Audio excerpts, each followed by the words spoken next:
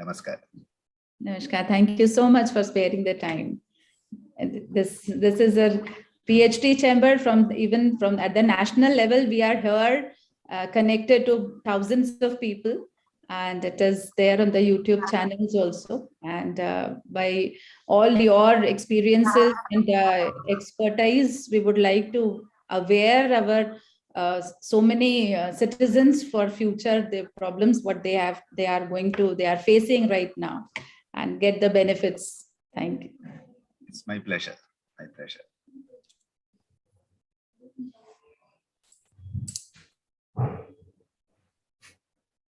हमारे साथ अनिरुद्ध जी भी हैं। अनिरुद्ध जी हमारे सीनियर रेसिडेंट ऑफिसर हैं पीएचडी चैम्बर के, एमपी चैप्टर के।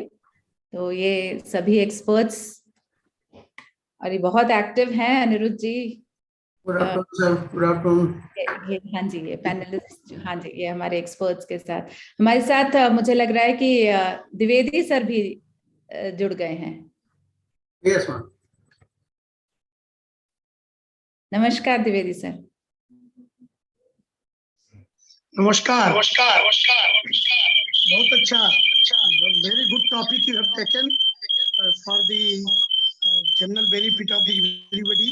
अभी it is post covid, it was very much required. So जी सर, वेरी मच, बहुत बहुत धन्यवाद ये प्रोग्राम आपके द्वारा करवाने के लिए। It is really very to everybody. आप सीनियर्स का सर जरूर इसमें इंस्पिरेशन और बहुत योगदान रहता है, मोटिवेशन रहता है। हमारे साथ एक्सपर्ट्स हमारे बीच हैं, अभी जुड़ गए हैं। योगी सर हैं और डॉक्टर राम मनोहर हैं।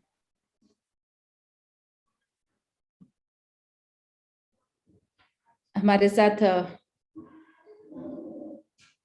प्रदीप कलमकर जी भी हैं। We'll be soon starting with the session.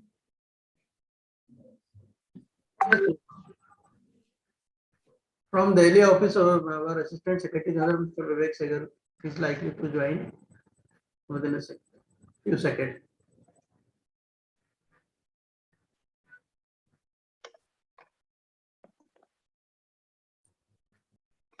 I think Segar sir has joined us. A very good afternoon to everyone. Thank you very much. Namaskar. So a very good afternoon to everyone, and to this wonderful afternoon where we are actually going to talk about something very, very interesting and which is of so much of importance today. Illness to wellness का महत्व आज से पहले मेरे ख्याल से कभी इतना ज्यादा नहीं था जितना आज है, और इस प्रोग्राम के थ्रू हम काफी लोगों के साथ जुड़ेंगे और डिस्कस करेंगे कि इलनेस जो हमें पिछले 2 साल से परेशान करती रही है उसको हम वेलनेस में कैसे कन्वर्ट करें। और हम वेलनेस इसलिए उसको कह रहे हैं क्योंकि हम ये नहीं चाहते कि हम इलनेस से सिर्फ क्योर हो, but wellness means even preventive care. और जो हमारे मेरे ख्याल से शास्त्रों में लिखा है, और जब हम अपने किताबों में पढ़ते थे कि हमारे पूर्वज स्पेशली जो योग में होते थे वो कितने हजारों साल जीते थे योग में बैठ के, और हमने उनको तो खैर नहीं देखा लेकिन अपने घर में बुजुर्गों को देखा है कि जिनकी उम्र 70, 80, 90, 100 साल से भी ऊपर रही है, और वो यूजुअली बाय एंड लार्ज मैं कह सकता हूं मोर और लेस कोई बड़ी डिजीज से नहीं जूझना पड़ा। लेकिन आजकल आई थिंक डिजीज बढ़ती जा रही है, डिजीज जिस एज पे आती है वो कम होती जा रही है, तो इसलिए वेलनेस का जो महत्व है वो बहुत बढ़ जाता है।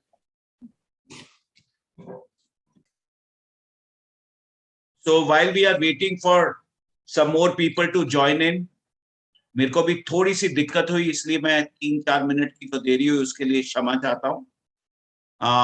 कुछ लोग ज्वाइन कर रहे हैं, तो Preeti ji, would it be okay in case we wait for about 2-3 minutes before starting the program? Yeah, actually there are registrations more than 800. तो मुझे हाँ जी मोर देन 800 है. मुझे लग रहा है अभी लोग ज्वाइन कर ही रहे हैं, तो I think we can wait for 1 or 2 minutes. Sure. जी sir.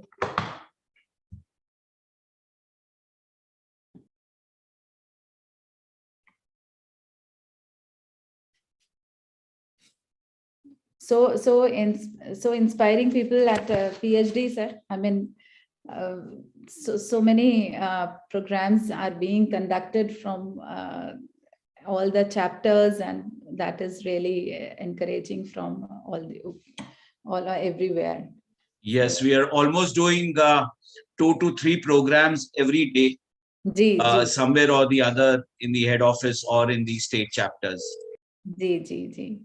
And we have our experts with us. I mean, Balyogi ji हैं, ये नेशनल लेवल पर इनका बहुत contribution है through yoga and all the therapies, and he is actually with us, and he has a very renowned YouTube channel also. तो उनके भी बहुत सारे वहाँ पर videos हैं, and we have all experts. Dr. Ram Manohar जी हमारे साथ हैं, ये आयुर्वेद के एक्सपर्ट हैं. Doctor Seema. So we have all 360 degrees. We would like to actually give information and awareness to our people who are joining these sessions. Definitely. I'd like to formally welcome them once we have the participants joining in, and then have their introductions as well. So we're just buying time for people to join in, and और मैं योगाचार्य जी को ये भी बताना चाहूंगा, शायद उनको already मालूम हो कुछ हद तक, हमारी पीएचडी चेंबर में एक आयुष कमेटी है जो पूरे आयुर्वेदा, योगा, यूनानी, सिद्धा और होम्योपैथी के ऊपर काम करती है. और ये हमने उसी सन में बनाई थी, 2014 में, जिस सन में भारत सरकार ने मिनिस्ट्री ऑफ आयुष का गठन किया था अलग से. और ये भी बताना चाहूंगा कि हमारी पहली चेंबर थी ये, जिसने आयुष कमेटी का गठन किया, और काफी सालों तक किसी और चेंबर ने, नेशनल चेंबर ने, आयुष कमेटी के गठन के बारे में नहीं सोचा. बट तब तक हमने काफी ग्राउंड कवर कर लिया था. तो then we had other chambers also, जिन्होंने फिर आगे चल के आयुष कमेटी का गठन किया. और आज की डेट में मेरे को बहुत हर्ष होता है ये बताते हुए कि हमारे जो प्रेसिडेंट हैं पीएचडी चेंबर के, मिस्टर प्रदीप मुल्तानी, वो खुद भी आयुष इंडस्ट्री से हैं, और काफी देर तक उन्होंने हमारी आयुष कमेटी जो बनी थी पीएचडी चेंबर में, उसका भी उन्होंने नेतृत्व किया before he became the vice president. और उसके बाद ऑफ कोर्स वाइस प्रेसिडेंट से सीनियर वाइस प्रेसिडेंट, और सीनियर वाइस प्रेसिडेंट से प्रेसिडेंट बने. तो मेरा खुद पर्सनल लगाव है आयुष के लास्ट अल्फाबेट के साथ, विच इज होम्योपैथी. तो मेरी दादी माँ ने उसकी हमें आदत डाली थी. तो आज की डेट में हम पहले होम्योपैथी ट्राई करते हैं, फिर आयुर्वेदा ट्राई करते हैं. जब दोनों नहीं काम करते, फिर किसी अंग्रेजी डॉक्टर के पास जाते हैं. Sir, I think we can start. Yeah, participants काफी join हो चुके हैं. जी. ओके. तो आप सबका हार्दिक अभिनंदन, जितने भी अटेंडीज हैं और जितने भी हमारे honourable guests, speakers and dignitaries हैं. So a very good afternoon, and on this webinar from illness to wellness, I'd like to first of all thank Dr. Anand Balyogi Bhavnani ji, Director, Center for Yoga Therapy, Education and Research, CITER kaha jata hai, Puducherry, and also the Chairman of the International Center for Yoga Education and Research, Education, Anand Ashram at Puducherry. तो आपका बहुत बहुत धन्यवाद और हार्दिक अभिनंदन. I'd like to welcome Dr. Ram Manohar, Research Director, Amrita Center for Advanced Research in Ayurveda, all the way from Kollam in Kerala. Thank you very much, Dr. Ram Manohar. You are joining us from the God's own country.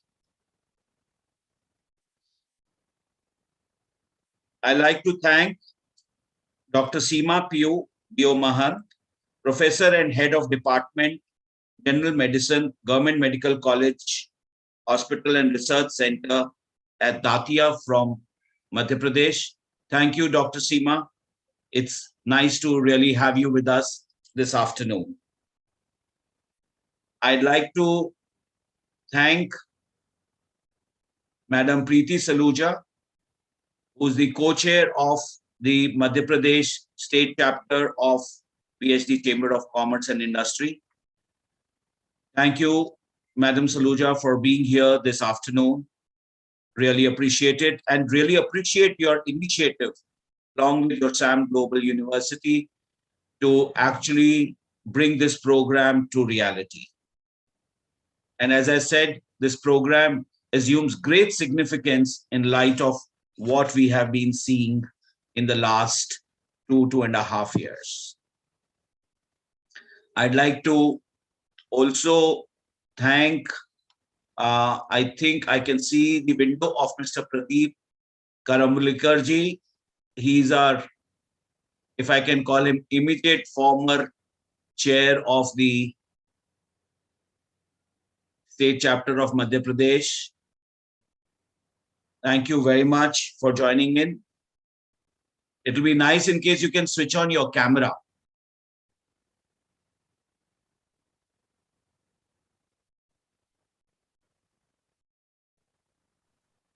I think sir is traveling. Acha, okay, all right. And I'd like to also thank Dr. Prashant Jain, Vice Chairman of the Sage University, for joining us. Thank you, sir. So you are also on the move. I can see the Yes. trees going past your car windows. Okay. So time for me to kickstart the program with the welcome address by Mrs. Preeti Saluja, co-chair of Madhya Pradesh State Chapter of PhD Chamber. Over to you, please. Thank you so much, sir. Thank you. A very good afternoon and hearty welcome to our honorable chief guest. He will be joining us soon, Shri Vishwas Kailash Sarangji. He is the Minister of Medical Education, Bhopal Gas Tragedy Relief and Rehabilitation, Government of Madhya Pradesh. He has kindly consented to be with us and he will be soon joining us.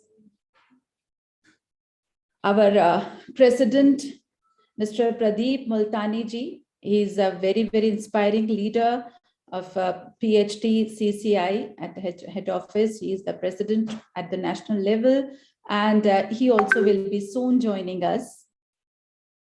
Our experts, Dr. Anand Balyogi ji Bhavnani, DSc Yoga Director, Center for Yoga Therapy Education and Research, that is CITER Pondicherry, and is also the Chairman, International Center for Yoga Education and Research Education, Anand Ashram, Puducherry, and is a very, very renowned name at national and international level for yoga and all therapies. I would really like to welcome Dr. Ram Manohar, Research Director, Amrita Center for Advanced Research in Ayurveda, Kollam, Kerala. I would like to welcome Dr. Seema Piyu is a professor and head of the Department, General Medicine, Government Medical College, Hospital, Datia. Dr. Prashant Jain ji, Vice Chairman, Sage Group. And I would really like to welcome Mr. Vivek Sehgal ji. He is the Assistant Secretary General, PhD, CCI. Again, a very inspiring person with us, and who always motivate us to really do something very, very good from the chapter for the society. And I think Sir has joined. Honorable Chief Guest, Mr. No, ma'am, I think Mr. Saurabh has joined on behalf of him. Acha, So he was just checking with this link. Ji. So, and I would like to welcome also Mr. Anirudh ji, our resident officer, PhD CCI. I would like to welcome Mr. Pradeep Karambalikar ji, who is the immediate ex-chairman of MP PhD CCI. Again, Thank you, madam. Thank you, madam. Thanks. a very, very energetic person who has taken the PhD MP chapter to another heights. And Mr. Divedi ji also is with us. He's an advisor to us. And all the dignitaries, members of PhD CCI, and more than 100 participants who have registered with us today, and for this very, very important webinar from illness to wellness. Namaskar and welcome. It gives me great pleasure to extend all of you a very, very warm welcome on behalf of PhD Chamber of Commerce and Industry and SAM Global University, Bhopal. PhD Chamber of Commerce and Industry has been working as a catalyst for the promotion of Indian industry, trade and entrepreneurship for the past 116 years. It is a forward-looking, proactive and dynamic pan-India apex organization with strong national and international linkages. PhD CCI is acting as the voice of industry and trade with a large membership base of 150,000 direct and indirect members. At the global level, we have been working with the embassies and high commissions in India and overseas to bring in the international best practices and business opportunities. In Madhya Pradesh also, PhD CCI is playing an active role in the promotion of industries and overall growth of the state through collaborating with various departments of state government. Madhya Pradesh chapter of PhD CCI has successfully organized meaningful programs during COVID times and sensitized people about the importance of vaccination and following appropriate behavior to curb the pandemic. The COVID-19 pandemic has induced social isolation, fear, uncertainty, anxiety, and economic hardship, causing a lot of mental stress globally, which lead to a global mental health crisis. According to a recent UN report, in addition to this, people are even facing a number of cardiac, hepatic, renal, and other illness due to COVID also. Now, in this era of multifold health challenges, holistic health care and wellness has ignited a ray of hope to the health seekers. And wellness is multidimensional and leads to holistic health, happiness, and well-being. Physical, mental, and social wellness are the most salient dimensions, and it is also central to development. And in fact, one of the UN Sustainable Development Goals stating that countries should ensure healthy lives and promote well-being for everybody at all ages. So promotion of wellness in these ways will ensure robust and sustainable recovery from the pandemic, and also it will act as an engine of growth. So realizing this importance towards wellness, this is an initiative taken from at the end of PhD CCI to conduct such series of webinars, and where the experts at national and international level will be joining us and giving their valuable insights for even the prevention and cure of such type of the diseases what the post-pandemic our society is facing. As we are known that we have a rich tradition of healing systems like Ayurveda, Yoga, Siddha, naturopathy, astronumerology, color sound, music therapies, and many more, which are powerful tools to attain holistic health and wellness. So even the Ayurveda is a complete way of life, prevention-oriented, free from harmful side effects, and treats root cause of the diseases rather than just the symptoms. So we have the experts with us today who will be really giving some meaningful and useful insights for us so that we can be really putting those measures in our daily lifestyles, and then we can be benefited just to prevent how to not get into these diseases. Yoga, again, is a philosophy, practice, and discipline to achieve a harmony and balance between body, mind, and soul to achieve inner peace. And we have a very, very renowned expert with us today. Similarly, allopathy also and modern medicine also is believed to be a guaranteed treatment method followed by practitioners to cure acute life-threatening illness and injuries. So we have our expert with us, Dr. that insight into it. And so this is how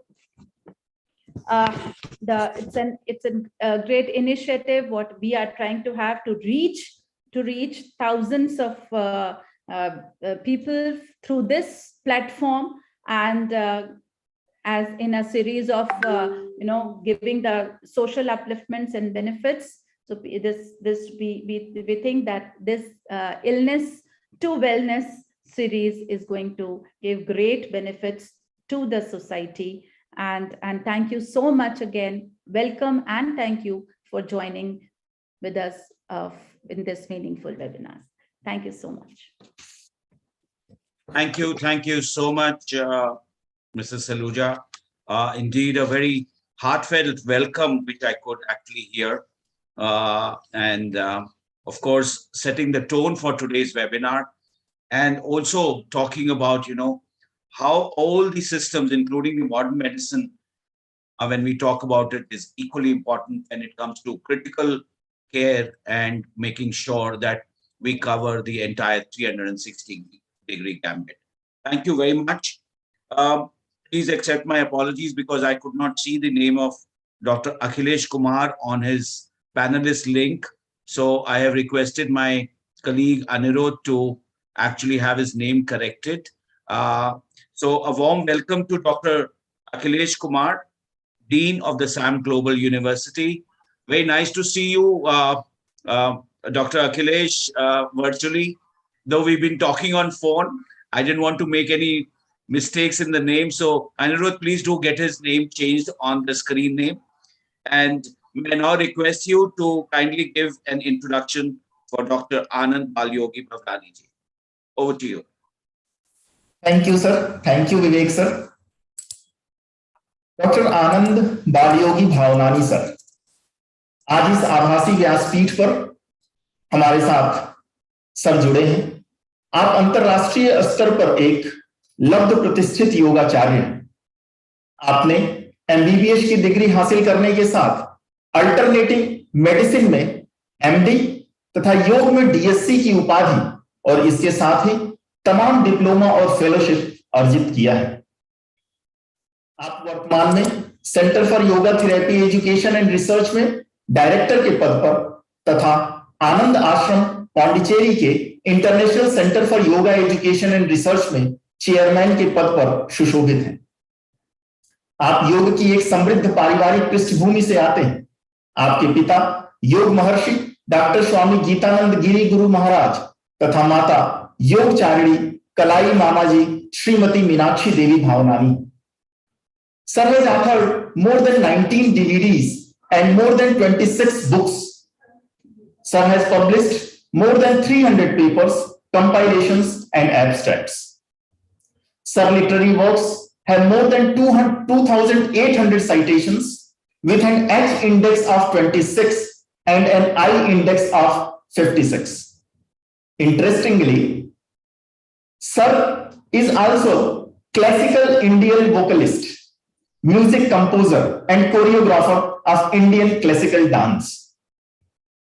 He is an honorary advisor to International Association of Yoga Therapies, Australasian Association of Yoga Therapies, and World Yoga Foundation. Sir is currently member of number of expert committees of the Ministry of Ayush, including its National Board for Promotion of Yoga and Naturopathy, Scientific Advisory Committee, and Standing Finance Committee of CCRYM, Technical Committee of the Yoga Certification Board, expert committees for the celebration of International Yoga Day and National Yoga and Diabetes Program. मैं आदरणीय doctor Anand Balyogi Bhavnani sir को आमंत्रित करता हूं उनके बहुमूल्य वक्तव्य के लिए. Doctor Balyogi sir, please. Thank you so much for that elaborate description. Ultimately, we are all blessed to be human beings. It is said the highest blessing is to be born human. And I think the highest responsibility is to manifest that humanity in our life. So be human rather than do human. I would like to express my gratitude to each and every one of you for giving me this opportunity to be with you. A wonderful opportunity that is manifesting thanks to the PhD Chamber of Commerce and Industry, a name that is very familiar for so many of us. And to know that since 2014, you have an Ayush unit is something that helps my heart to beat in a more rhythmic, harmonious, healthy manner. We call it sinus arrhythmia, when your heart beats very healthily. I would like to thank Madam Preeti Saluja for this invitation and for putting this together with the SAM Global University. I was with you last year and have fond memories of the beautiful event you organized. My dear Dr. Akhilesh Kumar, who has kept on making sure that I knew what is going on and made sure that even 2 minutes before the program that I would join.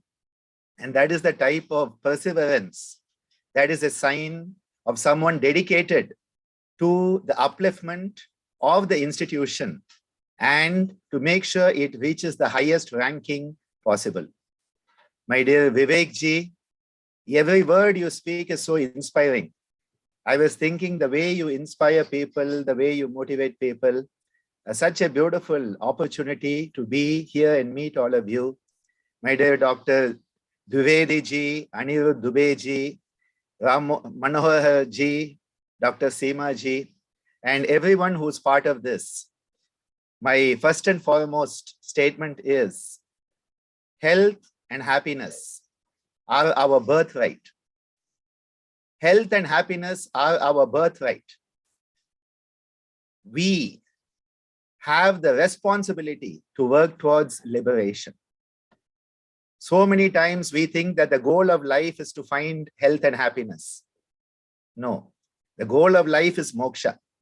The goal of life is liberation. And we have the birthright of health and happiness, but we have forgotten it. Just like we have forgotten the wonderful treasures, the platinum level treasures of our culture, and sold it for the plastic playthings of the modern world. We need to regain those treasures of our culture, of which one of the greatest treasures is my beloved yoga. My beloved yoga that I consider my divine mother.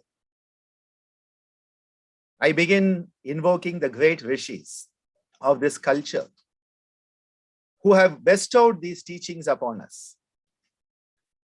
Om Tat Param Paryaya Vidmahe Jnanalingeshwaraya dhimahi tanno guruh prachodayate. Om yogena chittasya padena vacham malam sharirasya cha vaidyakena yopakarotam pravaram muninam padanjalim pranjaliranatosmi. Om Shri Gurubhyo Namaha Hari Om. Illness to wellness. What better time to think about it than right now? We have for too long focused on illness. As a medical doctor, I often lament the fact that our healthcare system is a disease care system and not a healthcare system. We are constantly looking at the pathogenesis. What is the pathology that we need to eradicate? What is the pathology we need to treat? We are looking at suffering, but we are not looking at health and wellness. We need to realize as long as we are caught in the me, I, we'll always have illness. And all of us human beings, as with other living beings, are driven by the desire to survive at any cost. In yoga, we call it Abhinivesha Klesha. The Abhinivesha Klesha drives our survival instinct, which is in the brainstem. The brainstem that keeps our respiration going. It keeps our heartbeat going. It keeps our digestive processes going so that we can survive. Yes, survival of the fittest is good for Darwin. But we don't just want to be surviving. We want to have a life. We want to be in living mode, not survival mode. So the survival mode is always like me. How can I survive? How can I survive? What can I do to survive? And so always everything is a threat to us. Everything is a threat to our survival, not just COVID. Somebody stands up, we feel threatened. Somebody sits down, we feel threatened. Somebody opens the mouth, we feel threatened. Some people close the mouth, we feel threatened. Because the threat perception lies within us. The threat perception lies within us and is constantly supported by the desire to survive at any cost. Hence, each and every moment of our life starts to become stressful. And stress leads to disease. Because the whole stress response was made for survival, not for living. A tiger is in front of you. You need to be stressed to escape. But after the tiger has gone away, you should relax, rest and digest and recuperate. But nowadays, there are no real tigers. But somebody gets up in the morning, they look at the wife, they see a tiger. The wife gets up, sees her husband, sees a tiger. The person goes to office, they see the boss, they see a tiger. The boss sees the subordinate, they see a tiger. Student sees teacher, they see a tiger. Teacher sees student, they see a tiger. We are seeing tigers everywhere. And what is happening? Constantly the perception of stress. Constantly the perception of stress is driving our adrenal glands. Adrenal glands are secreting all this adrenaline and we are burning ourselves out. This type of chronic stress, unnecessary chronic stress driven by the survival instinct. I have to survive at any cost. My family has to survive. My company has to survive. My institution has to survive. My thought has to survive. My genetics has to survive. We are driven by the survival that is driving the stress and breaking us down, moving us into disease. What does yoga say? Change from the I to the we. The I, which was like me, and you should look very mean when you do this, me. And you so mean. When we think of me, we become very mean. Okay, you look at people who think only me, they become mean. Like that. We have to change to prefrontal cortex, this part of our thinking. This is where we have what is called the buddhi. Buddhiman manushya we should be. Someone endowed with that buddhi. And the buddhi, which is the dhi, as we chant, dhiyo yona prachodayat. That dhi, that buddhi, that higher intellect that can understand, whole life is not about survival. It is not about survival, it is about living. It is not about becoming a human doing, but becoming a human being. Be human. Don't just do human. We have become a human doing, not a human being. To be, we have to be here. And yoga helps us shift from the I consciousness to the we consciousness. This is the part that can say, I can also survive and others can also survive too. I can be healthy and you can be healthy at the same time. I can be prosperous, you can be prosperous at the same time. We can coexist. And in that coexistence, we can have a symbiotic supportive system to support each and every one. When I start to think this way, I have altered my consciousness. Because the brainstem which was driving everything, including your breathing, nobody in this webinar is currently thinking about the breathing at all. But now you'll think about it because I started talking about it. Breathing is automatic. We don't even think about it. That is the survival mode. But in yoga, what do we teach? Pranayam. Pranayam mein kya hota? We move from survival mode to living mode. Survival mode to living mode. I, me to we. Illness to wellness. Me to we. Survival to living. And in that moment, when we start to say, I will choose how I want to breathe. And so we say, breathe in, 2, 3, 4, 5, 6. Breathe out, 2, 3, 4, 5, 6. Breathe in, hold your breath. Breathe out, hold your breath. Suddenly what has happened? Your prefrontal cortex, your higher human brain is governing how you breathe rather than the brainstem, which is the old brain. Suddenly you have changed the way you breathe. When you change the way you breathe, you change the way you think. When you change the way you breathe, you change the way you emote. When you change the way you breathe, you change the way you perceive the whole world. Suddenly you understand the statement, Vasudhaiva Kudumbakam, Loka Samasta Sukhino Bhavantu becomes a reality. This is the key. Because what has happened when the pandemic came is that our latent tendencies of survival were brought into the forefront. Suddenly we are like, will I survive this pandemic? Will my family survive? Will my company survive? Will my institution survive? We have been driven into that survival mode and everybody's got stressed. Everybody has got stressed. We have seen people close to us in our own families dying. We have seen suffering. No wonder we are stressed. And in that has happened the fear psychosis. So along with the pandemic we have the pandemic of fear psychosis. We are all fearful. Bhayam has come into our existence. That bhayam, fear, will worsen your immune function. Fear is a negative emotion. The negative emotion will automatically weaken your immune system, make you more susceptible to the same COVID-19. And this is why our culture, all the gods in our Indian culture, they have a mudra called Abaya Hasta. Abaya Mudra. This Abaya Mudra is saying, fear not, I am there with you. Don't worry, all will be well. That reassurance that the divine gives us. When we practice the Abaya Mudra in our yoga sadhana, we start to invoke within ourselves that feeling of fearlessness, abhayam. From bhayam to abhayam is how we move from illness to wellness. We have to overcome fear. Beautiful mantras are there in our culture. Mahamrityunjaya, Om Trayambakam Yajamahe. Beautiful mantras are there to enable us to overcome that survival instinct driven fear, causing stress that is weakening our immune system. And suddenly we say, I will not be a victim of circumstances. I will be a master of my own destiny.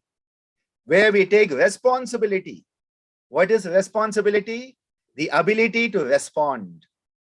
Responsibility is the ability to respond. Which part of us can respond? Prefrontal cortex, prefrontal cortex, prefrontal cortex. This back part cannot respond. It can only react. The brainstem can only react. It is only capable of reflexes, but the response comes from the prefrontal cortex. And this is the biggest contribution of yoga, is changing our perception of stress. Because as long as I consider something to be stressful, I will be bound by the stress response. I like to term it, Seema ma'am may or may not accept what I say, we call it stress response. I say there's no response, it's only a reaction. Because there's no choice in it. Once you feel stressed, the whole stress response comes in. Hypothalamus, pituitary, adrenal, they'll all kick in, whether you like it or not. But response means you make a choice. And the power of choice is the prefrontal cortex. This is where I can choose. There is a life-threatening situation. Am I going to get scared by it? Or am I going to do what I can do to manage the situation? In our medical education today, we are using in our healthcare systems a term called Seletogenesis. Seletogenesis is the focus on health and wellness. The earlier paradigm was pathogenesis. We looked at pathology. What is causing the pathology? How to eradicate it? Pathogenesis. We now are moving to Seletogenesis. Salutare means health in Latin. Salutare means health, wellness. And how do we move to this? By understanding that how I perceive stress will influence how I get stressed. So if I choose not to let it stress me, it cannot stress me. I have that choice. That power of choice is the power of being human. Everybody wants to be Spider-Man and Superman and Batman and have superpowers. You don't, you already have a superpower. The power of choice is the superpower of being human. I can choose how I want to respond to the challenge in life. I can choose my attitude. Viktor Frankl, the great psychoanalyst, he made a theory called logotherapy. And he made this beautiful statement. The last and final freedom we have as a human being is our choice. Our choice is our last and final freedom. How we choose to perceive what is happening in our life. If I understand my life is a challenge to make me a better me, well, I'm going to grow. It's like you go to the gym. You go to the gym and you lift all the weights so that you have a better body. Take on the mental challenges to become mentally fit. Take on emotional challenges to become emotionally fit. Take on spiritual challenges to become spiritually fit. We are trying to use the challenge as an opportunity for transformative growth. And this is why we always say, the challenge that comes to you is not a threat. It is an opportunity. COVID-19 is an opportunity for us to once again focus on wellness. Once again, focus on the importance of what we do as an individual. Because for too long, we are thinking, my health is the responsibility of Government of India. The Ministry of Health is responsible for my health. The doctors are responsible for my health. No, nobody is responsible for my health except me. I am responsible for my own health and I am responsible for my own happiness. My beloved father used to say, Swami Geetananda Giri, he used to say, if you want to be happy, do happy things. If you want to be healthy, do healthy things. But what do we want? We want to do unhappy things and be happy. We want to do unhealthy things and be healthy. And somebody should give us a miracle pill. Whether it be Ayush pill or modern medicine pill, give me a pill. I can do unhealthy things, eat all the junk and yet be healthy. I'm sorry. No miracle pill is there. The miracle is your power of choice. Eat healthy, be healthy. Think healthy, be healthy. Live healthy, be healthy. Have in our culture, we have the 5-pronged approach, lifestyle approach. Achar, Vichar, Ahar, Vihar, and Vyavahar. How do you eat? What type of Ahar do you take? Because your Ahar will determine whether you have illness or wellness. What type of Vichar do you have? What type of thinking patterns do you have? Healthy thinking, health will be there. Unhealthy thinking, Disease will be there. Very simple. But no, I want to have negative thoughts and say, oh, I am no use. I am so bad, blah, blah, blah. And I should be healthy. It's impossible. Think healthy, be healthy. Eat healthy, be healthy. Activities, your achar, vichar, ahar, vihar, all should be healthy. And don't forget the last most important one, vyavahar, relationship. Healthy relationships are most important. During COVID, we all know, put the mask, and now first thing now is vaccine. I got all my 3 doses of vaccine, okay? Now the first thing is get your vaccine. But more important, even after vaccination, because of breakthrough infection, please remember, mask is important. Hand washing is important. And social distance. I don't know why they called it social distance. They should have just called it physical distancing. By calling it social distance, everybody thought, don't even look at anybody. So people are standing 20 meters apart. They don't want to look at each other because COVID will come. No, no, no, no, no, no. This is the time. Human being is a social animal. We need to interact more. You cannot interact in the physical space, but you can interact online. With my students all over the world, we have had more interactions in the past 2 years than ever before. We have been supporting each other through online meetings, online sessions, online classes. Whenever you have a chance, be ready to talk to others.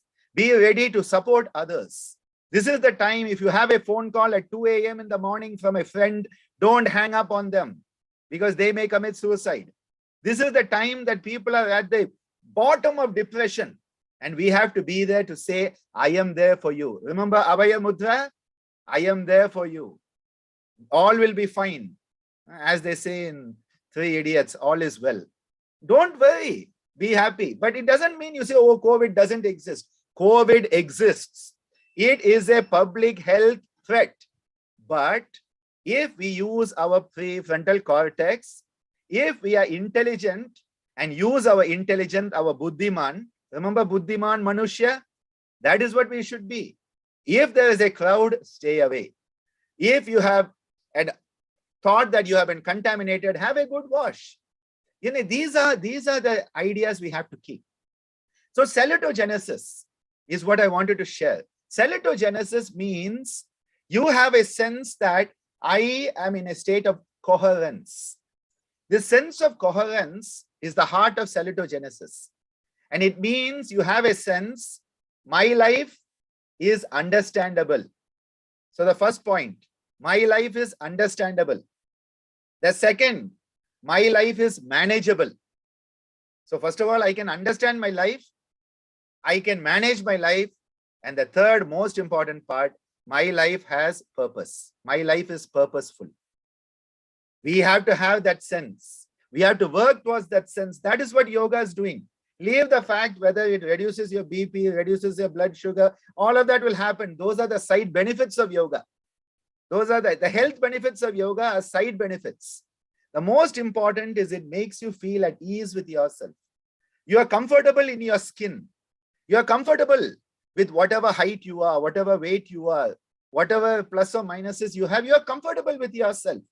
You are in what we call sukhasthanam. A sense of sukham is there. So this is what we want to develop. And when we find that we feel my life is not understandable, how can we support the person to enhance the understanding of life? Then you move from illness to wellness.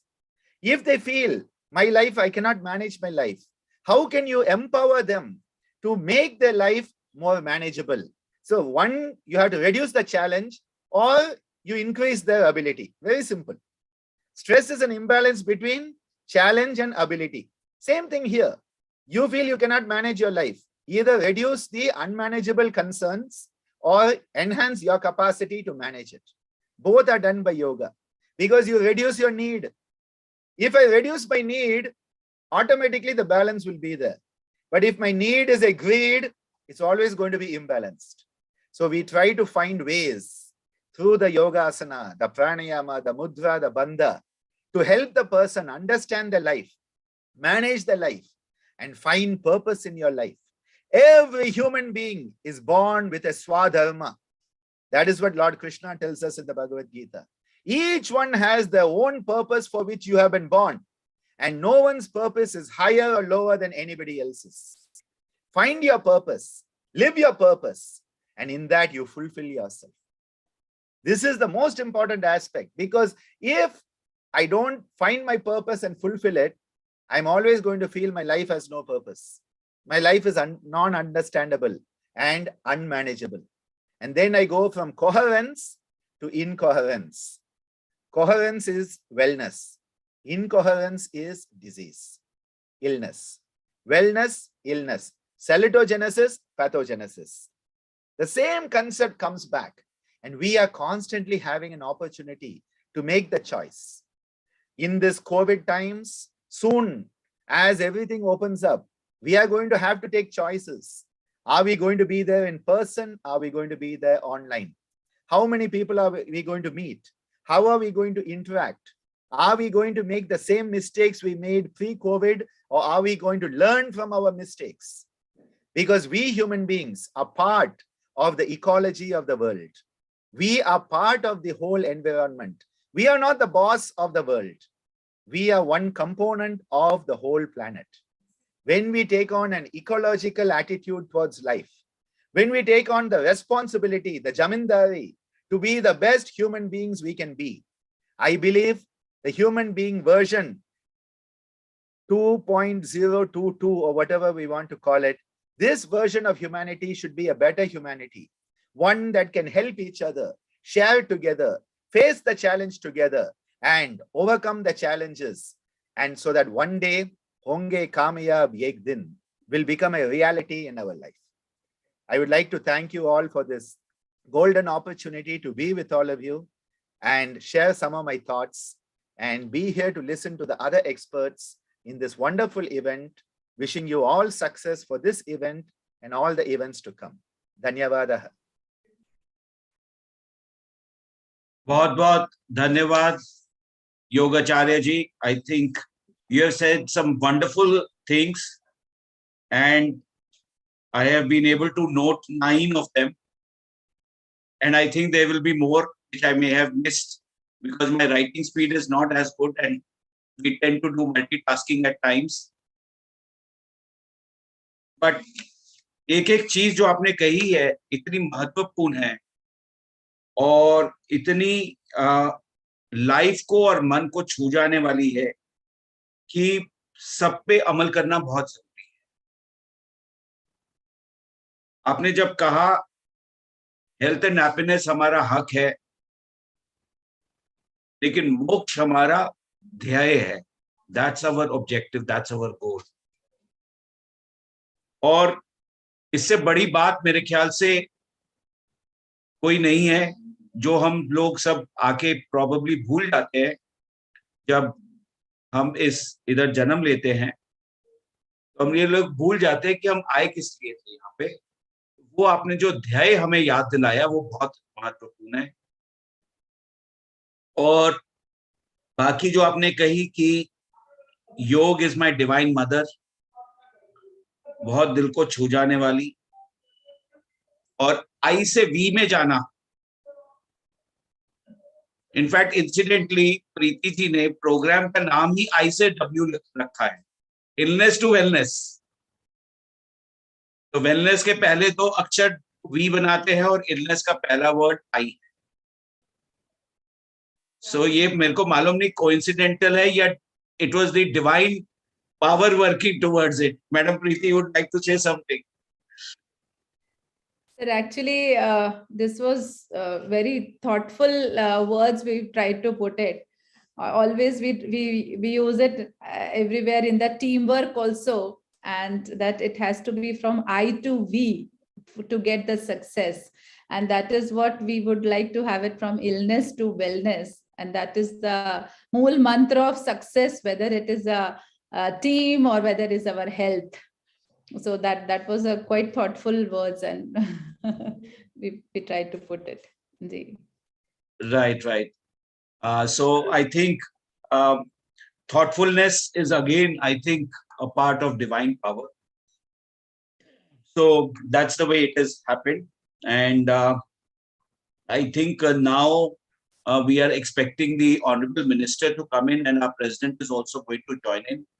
तो उससे पहले मैं सिर्फ एक हार्दिक धन्यवाद देना चाहता हूँ. Though the formal vote of thanks will happen later, but एक हार्दिक धन्यवाद देना चाहता हूँ योगाचार्य डॉक्टर आनंद बाल योगी भवनानी जी को, कि आपको सुन के हम ना तो मतलब सिर्फ मंत्रमुग्ध नहीं हुए, but I think it was really very touching. It was very touching and very heartfelt, I think, conversation which you had today with us. So really आपको आभार प्रकट करता हूं मैं इस चीज के लिए कि आप हमारे साथ जुड़े और आपने हमें ये चीज हमारे लोगों के साथ शेयर करी. तो हम बस वेट कर रहे हैं ऑनरेबल मिनिस्टर का ज्वाइन करने के लिए, और उसके बाद आगे कार्यक्रम को बढ़ाएंगे. मुझे एक चंद सेकंड्स का गैप दीजिए. Sir, I think we have got a message from Sir, Minister Sir, that he will take another 5-10 minutes to join. So we can call, I think, in the meantime, Dr. Ram Manohar for his version. That's a good idea, Preeti ji. May I now I would like to invite Dr. Ram Manohar. Dr. Ram Manohar, you are coming from the God's own country, and we have been talking about divine powers and divine things. So may I request you, Dr. Ram Manohar, Research Director from the Amrita Center for Advanced Research in Ayurveda at Kollam in Kerala, to kindly share his thoughts for the afternoon today. Over to you, Dr. Manohar.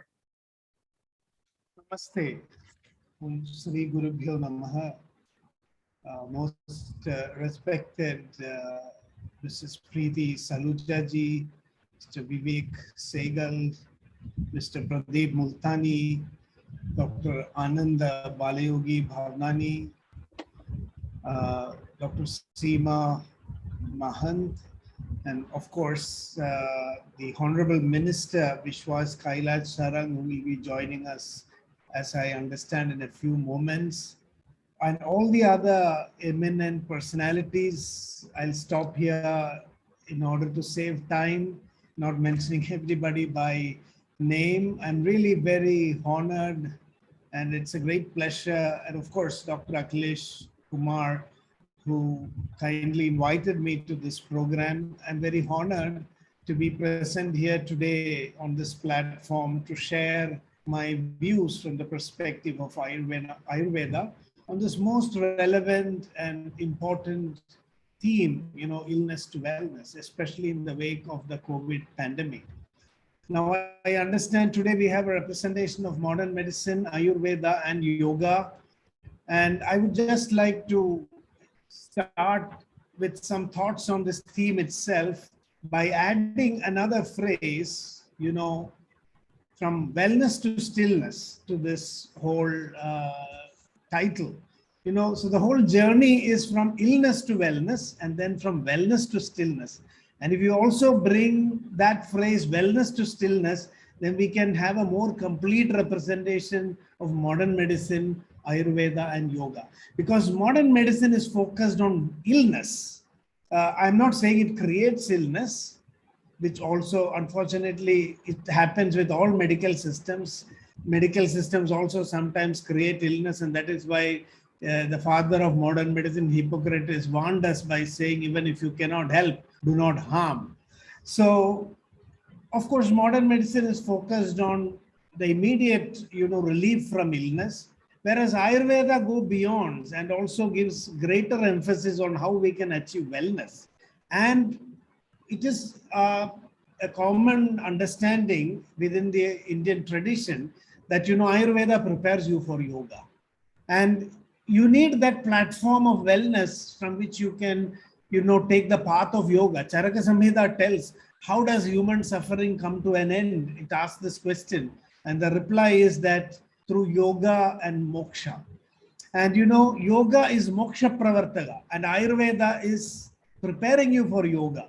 So from illness to wellness and wellness to stillness, this is, I think, a framework for integrating all different medical systems. We are not here to fight each other. I mean, it's not, the question is not at all whether modern medicine is superior to Ayurveda or Ayurveda is superior to modern medicine, or whether yoga is a better therapy than Ayurveda. The whole idea is, where is each of these systems, in what way are they relevant, for the betterment of human life. So I think that is very important to understand. And I would also like to, go back to my own student days when we were all, taught or reminded of this slogan of the WHO at that point of time, health for all by 2000 AD. This is what I was taught when I was a student. And we all wondered, how is this possible? Can WHO bottle health, into a commodity that can be distributed to all the people all over the world? Is that what is going to happen by 2000? Can the whole world become healthy? And at the turn of the century, what we witnessed was this disaster of AIDS. Another pandemic which is there in our minds. So I think WHO became wiser, and it was understood that health is not something, not a commodity that we can distribute. And so now the slogan is universal healthcare. Let us give healthcare access to all the people in the world. And what has the pandemic taught us? The countries with access to the most advanced healthcare, they have reeled under the impact of this pandemic. So it is quite clear that health is not something which we can deliver through an official healthcare system.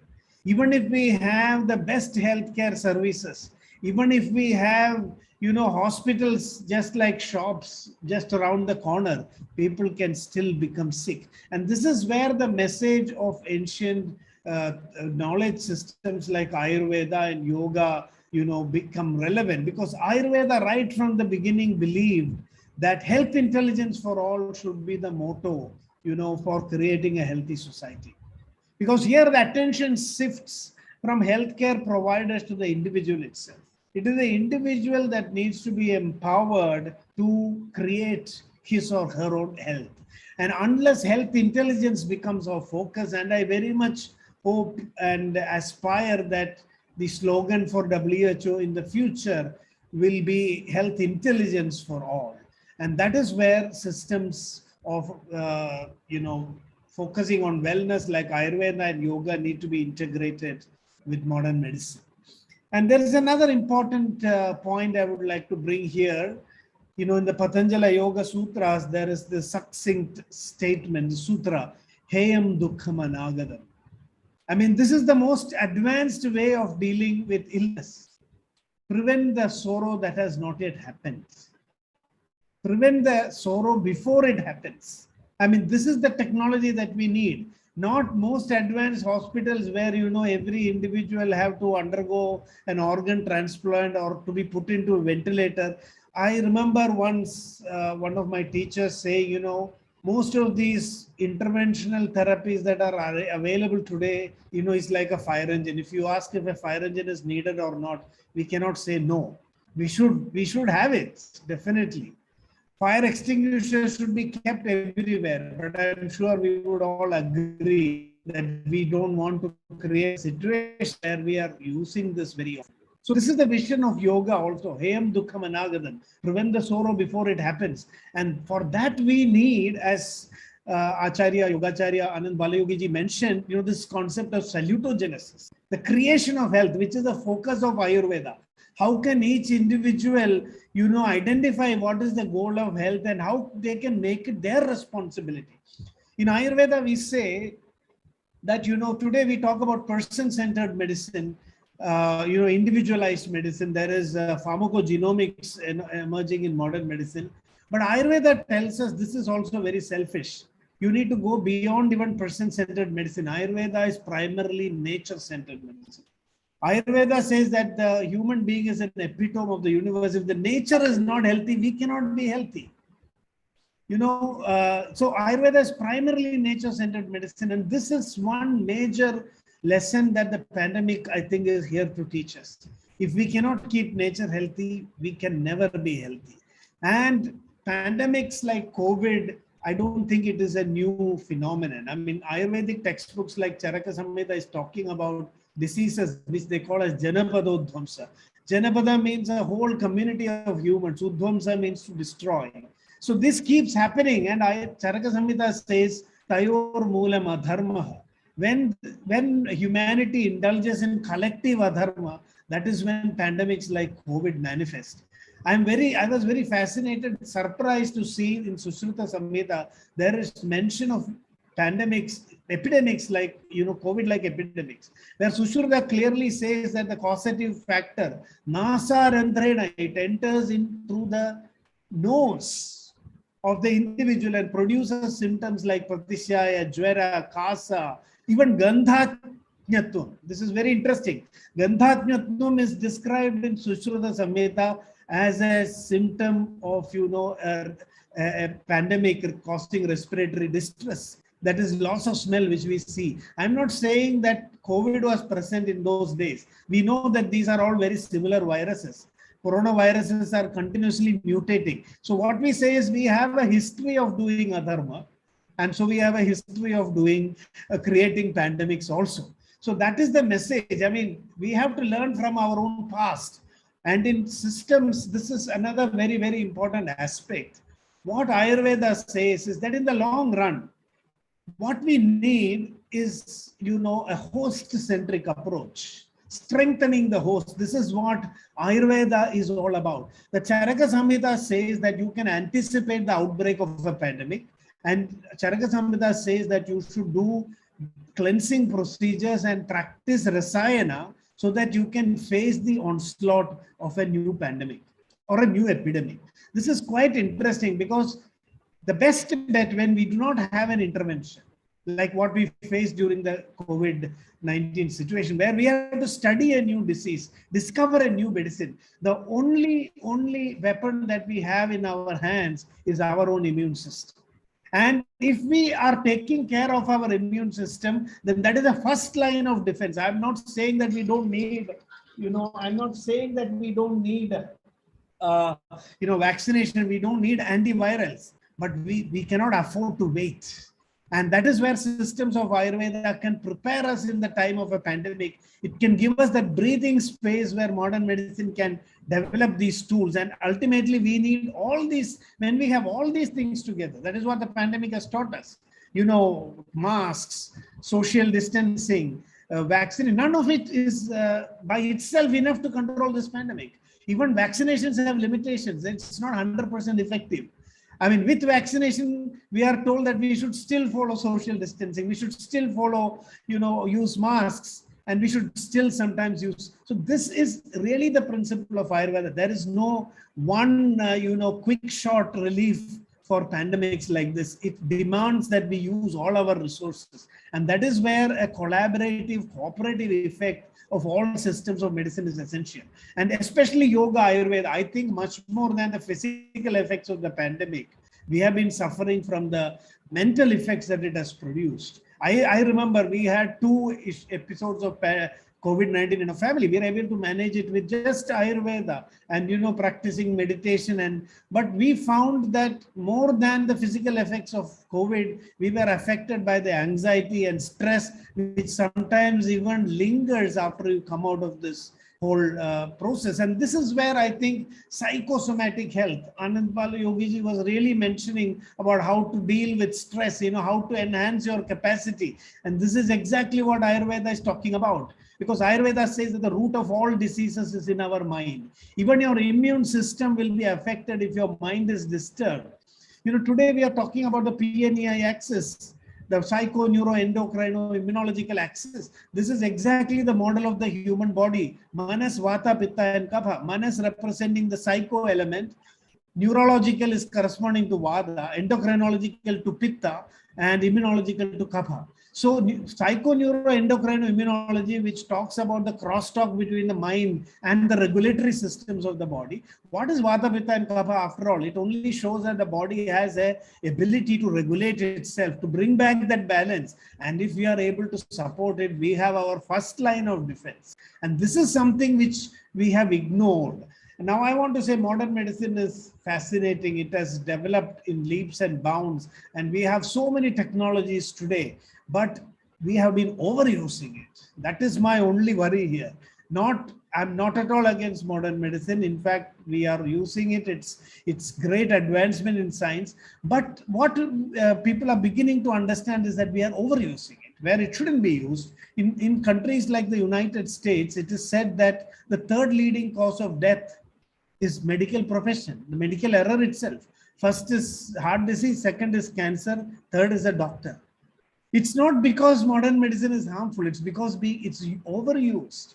Over medicalization of society, medicalization of human society is a big problem. Ayurveda was a people-oriented system.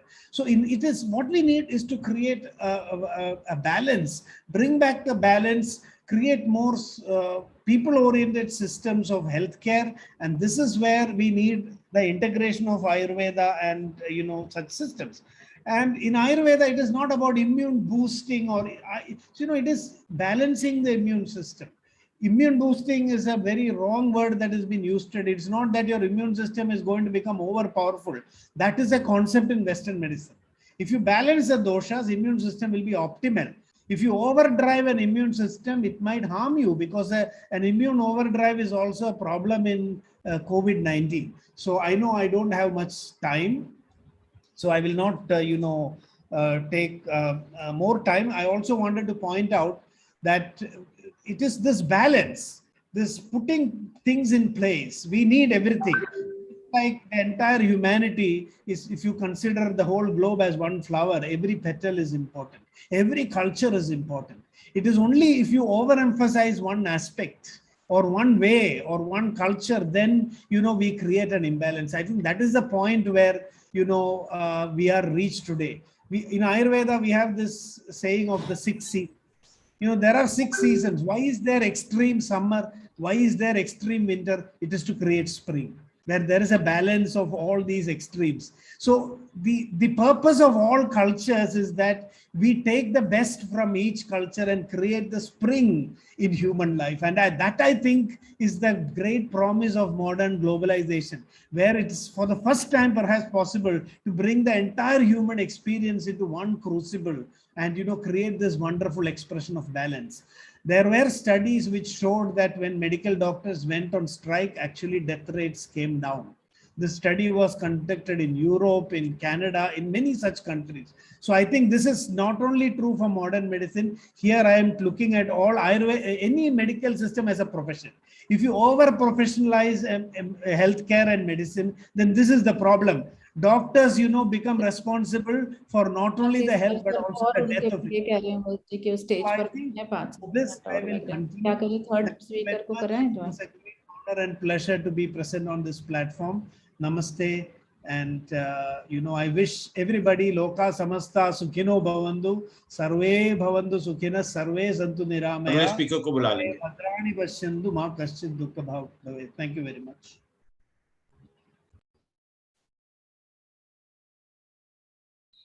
बहुत बहुत धन्यवाद Dr. Ram Manohar ji. I think it's been a great talk, and I think the beautiful dimensions which you have added to it is related to wellness के बाद in stillness भी लगा दी जाए, illness to wellness to stillness.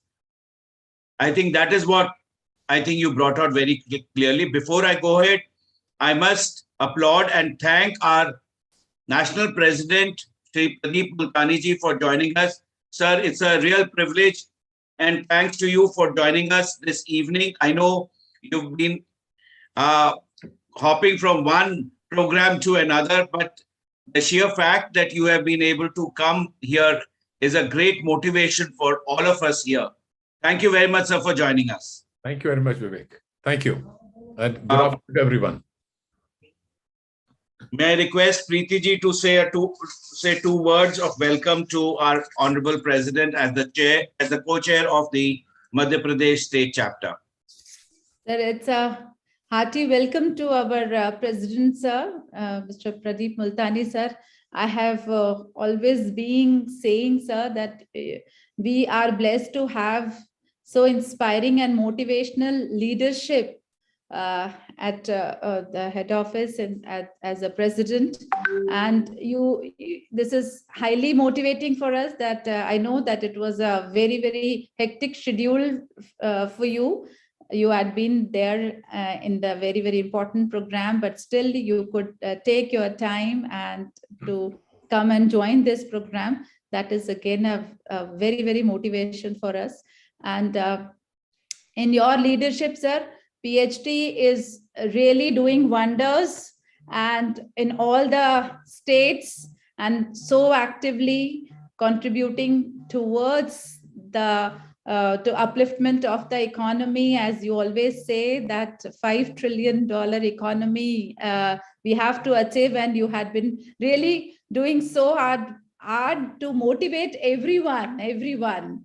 So that is wonderful. And similarly, with this for health and wellness also, this has been all inspired from your end, that we at state chapters are really trying to really contribute towards it. Thank you so much for being present here. Thank you very much, Preeti ji. I'll just say one thing. To have a dynamic educationist and social worker like you is really wonderful. You are a big asset for the PhD chambers and really remarkable. And if I may just say, since I come from the Ayush sector also, अभी जो doctor Ananda Balayogi जी ने जो बोला और doctor Ram Manohar जी ने जो बताया, I am a firm believer. India has achieved the landmark of 150 crore vaccinations. Yeah, I am a firm believer in the Ayush system of medicines. जो first line of defense हमारी good health के लिए चाहिए, वो आयुष ही है. अगर कोई योगा करेगा, आयुर्वेद को अपनाएगा, तो वैसे ही बीमार नहीं पड़ेगा. And we have absolutely, like my Dr. Ram Manohar ji and my predecessor said, we have no conflict with the allopathic system. We all need to work together. अगर हमने COVID-19 में हमने देखा, तो हमारे देश पे जितनी हमारी पॉपुलेशन आबादी है, उस हिसाब से जितने हमारे केस हुए और जितनी डेथ्स हुई, they were nothing as compared to what happened in the so-called developed countries like America, the European Union, England.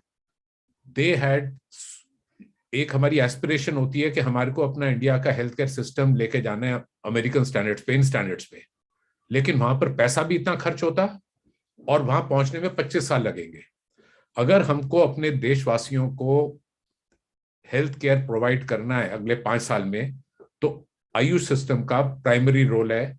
और दोनों ब्लेंड करेंगे, इंटीग्रेटेड होगा, योगा हो गया, आयुर्वेद हो गया और अपना एलोपैथिक सिस्टम हो गया, तभी 5 साल में हम देशवासियों को हम हेल्थ केयर प्रोवाइड कर पाएंगे.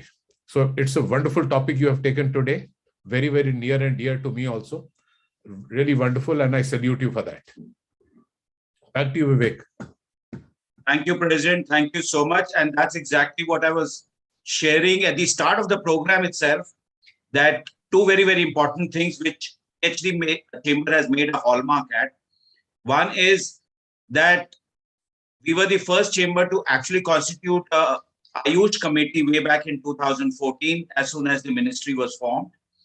And second thing is, of course, today, probably at the right time, we have at the helm of affairs of PhD Chamber, Mr. Pradeep Multani, who himself is a veteran from the Ayurveda industry.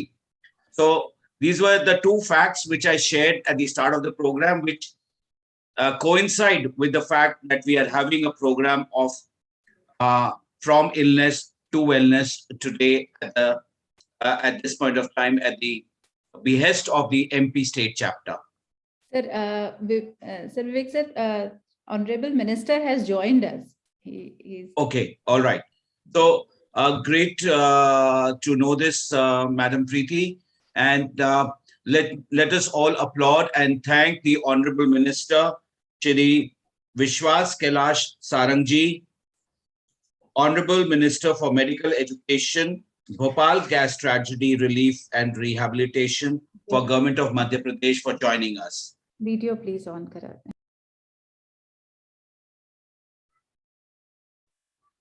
मंत्री जी की शायद video on करा रहे हैं वो, तो बहुत बहुत धन्यवाद मंत्री जी आपका हमारे साथ जुड़ने का, और मुझे जैसे पता चला आपका बहुत ही अत्यंत बिजी शेड्यूल है और आप उसके बावजूद हमें ज्वाइन कर रहे हैं, आपका बहुत बहुत आभार प्रकट करते हैं हम PhD chamber of commerce and industry से।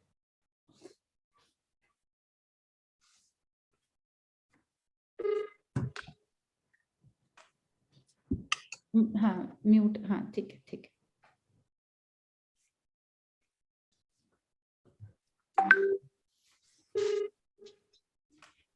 आशा है मंत्री जी आप हमें सुन पा रहे होंगे।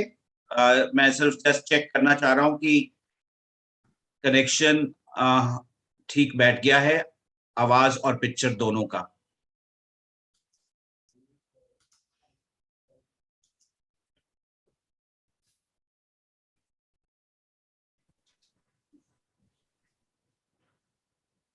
एक बार फिर I'm नमस्कार। extremely sorry. I'm extremely sorry. I got late. Sorry, मुझे माफ करेंगे। मैं थोड़ा कुछ ऐसा कोई इमरजेंसी आ गई थी, इसलिए मैं थोड़ा लेट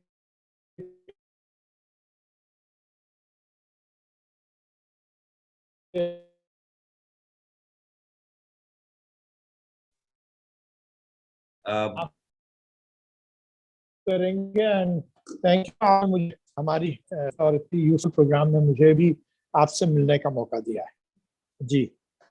बहुत बहुत धन्यवाद मंत्री जी। हम बिल्कुल समझ सकते हैं कि कोई आपातकालीन स्थिति या कोई अर्जेंट वर्क के लिए आप डिले होंगे, लेकिन आप हमारे साथ जुड़े हमारे लिए वही बहुत बड़ी बात है और उसी से हम प्रेरित होकर प्रोग्राम को आगे बढ़ाते हैं। मैं रिक्वेस्ट करूंगा हमारे नेशनल प्रेसिडेंट जो हमारे साथ जुड़े हुए हैं श्री प्रदीप मुल्तानी जी से कि वो आपको वेलकम करें और कुछ शब्द कहें। Over to you mister president, Shri Pradeep Multani ji. Thank you very much, Mr. Vivek Sehgal. Namaskar and pranam to everyone. At the outset, we are very grateful to our chief guest, Honorable Minister Shri Vishwas Kailash Sarang ji, for sparing his valuable time for this very important webinar on From Illness to Wellness. A very warm welcome to you, Honorable Minister, sir. We also have with us Dr. Anand Balyogi Bhavnani, DSc Yoga, Director, Center for Yoga Therapy, Education and Research, Puducherry, Chairman, International Center for Yoga Education and Research Education, Ananda Ashram, Puducherry. We also have with us Dr. Ram Manohar, Research Director, Amrita Center for Advanced Research in Ayurveda, Kollam, Kerala. Dr. Seema Piyu Dio Mahan, Professor and Head of the Department, General Medicine, Government Medical College, Hospital and Research Center, Datia. Dr. Prashant Jain, Vice Chairman, Sage Group. Mr. Vivek Sehgal, Assistant Secretary General, PhD CCI. Dignitaries, members of PhD CCI, and participants who have joined today for this very important webinar. With the outbreak of second wave of COVID-19, there is a considerable degree of fear, worry, and concern in people at large as a result of which stress or anxiety has elevated many folds. So in this hard and testing time, it is necessary to maintain balance of our mind to do justification with the respective roles on both professional and personal front. Madhya Pradesh's response to the COVID-19 pandemic has been, in essence, a super success story. From the time when state was battling a high positivity rate, poor testing capacity and strained infrastructure, the state has come a super long way. Importantly, the IITT identification, isolation, testing and treatment strategy not only enabled rapid control over the spread of the pandemic in the state, but also helped to further strengthen public healthcare by making people more aware of the importance of good health and hygiene and making healthcare more accessible to public. Globally, healthcare has predominantly focused on sick care rather than health preservation, promotion, and disease prevention. COVID-19 has amplified the urgency and importance of holistic health and wellness, increasing the recognition on why staying healthy and keeping diseases at bay is critical. Health promotion is even more important now to combat not only pandemic, but also non-communicable diseases like hypertension, diabetes, cardiovascular diseases, cancer, etc., and their corresponding health risk factors. Since we are moving ahead and expecting to face new health challenges in our lives, we need to reconceptualize our thoughts and embrace wellness. We are confident that today's webinar will be an unparalleled experience for all of us, as we have with us very dynamic and promising Minister of Madhya Pradesh government, Honorable Shri Vishwas Kailash Sarang ji, and eminent speakers from the medical fraternity who will enlighten us with their knowledgeable views. Without taking much time, I once again welcome you all. Thank you. Jai Hind. Thank you very much, President, for your warm welcome to the Honorable Minister, as well as talking about the wellness, which is really a lot more important than just treating sick people. And you being at the helm of not only PhD chamber, but also the Ayurveda industry, are the right person for actually talking about this on this fateful afternoon. I'd like to request Dr. Akhilesh Kumar, Dean of the SAM Global University, to kindly give an introduction and read the profile of the Honorable Minister before we request him to speak. Over to you, Dr. Akhilesh. Thank you sir. हम सभी हर्षानुभूत हैं कि आज हमारे साथ युवा दिलों की धड़कन यशस्वी मंत्री महोदय श्रद्धेय श्री विश्वास सारंग जी की गरिमामय उपस्थिति। आप मध्य प्रदेश सरकार में चिकित्सा शिक्षा, भोपाल गैस त्रासदी राहत एवं पुनर्वास विभाग में मंत्री। आप 2008 से भोपाल के नरेला से मध्य प्रदेश विधानसभा के पहले एवं वर्तमान लोकप्रिय विधायक हैं। मध्य प्रदेश के राजनीतिक क्षितिज पर एक जानी मानी हस्ती है। मुझे पता है कि सर ने व्यस्ततम समय में से हमें कुछ वक्त दिया है। हम सम्मान करते हैं, हम आदर करते हैं आपका इस पटल पर। ऐसे माननीय मंत्री महोदय जो संपूर्ण जनता का स्वनाम धन्य विश्वास है, हम स्वागत करते हैं, वंदन करते हैं। हम आप मंत्री महोदय को अध्यक्षीय उद्बोधन के लिए आमंत्रित करते हैं। माननीय मंत्री महोदय। आज के इस बहुत ही महत्वपूर्ण वेबिनार में उपस्थित आदरणीय प्रदीप मुल्तानी जी, आदरणीय प्रीति सलूजा जी, आदरणीय विवेक जी, डॉक्टर आनंदा जी, डॉक्टर अखिलेश कुमार जी, राम मनोहर, सीमा जी, और इस महत्वपूर्ण वेबिनार से जुड़े हुए सभी विशिष्ट जन, मैं बहुत बधाई दूंगा पीएचडी चैम्बर को और सैम ग्लोबल यूनिवर्सिटी को कि बहुत ही महत्वपूर्ण विषय पर आज ये वेबिनार का आयोजन किया गया। हम किस दौर में गुजर रहे हैं, ये इस वेबिनार के आयोजन से ही स्थापित होता है। ये दुनिया अब जहां एक दूसरे को मिलने में ज्यादा सहज रहती थी, आज हम देख रहे हैं इस कोरोना की महामारी में हम सब अब वर्चुअल तरीके से आपस में बातचीत करते हैं। और ये इस महामारी का एक प्रकार से मैं कह सकता हूं कि एक दुखद पहलू है कि हम फिजिकली नहीं मिल पाते हैं, परंतु जिस उद्देश्य को लेकर इस वेबिनार का आयोजन किया गया है और जो सब्जेक्ट है फ्रॉम इलनेस टू वेलनेस, ये बहुत ही महत्वपूर्ण और बहुत उपयोगी विषय है। मैं धन्यवाद दूंगा और इस बात के लिए भी धन्यवाद दूंगा कि इस महत्वपूर्ण विषय पर मुझे आप सबसे मिलने का, मुखातिब होने का मौका दिया है। ये बात सही है कि विगत 2 वर्षों से हमने नहीं बल्कि पूरी दुनिया ने इस महामारी को झेला है। खासकर हम देखते हैं कि सेकेंड वेव में तो इस महामारी की भयावहता ने हम से हमारे बहुत सारे पिछड़ों को भी, अब बहुत सारे अपनों को भी बिछड़ने के लिए बिछड़ा है। हम लोग उनसे बिछड़े हैं और इस महामारी के कारण पूरी दुनिया में बहुत ही भयावह स्थिति बनी है। निश्चित रूप से जब कोरोना शुरू हुआ उस समय इसके बारे में किसी को जानकारी नहीं थी। कैसे आया, क्यों आया, इसका क्या होगा, हम कुछ क्या कर पाएंगे। पर मैं ये कहता हूं कि दुनिया ने और खासकर हिंदुस्तान ने इस महामारी को बहुत ही अलग ढंग से इससे लड़ने का मंतव्य बना, संकल्प लिया, और आज देखते हैं कि कहीं ना कहीं हम इसमें पार भी पा पाए हैं।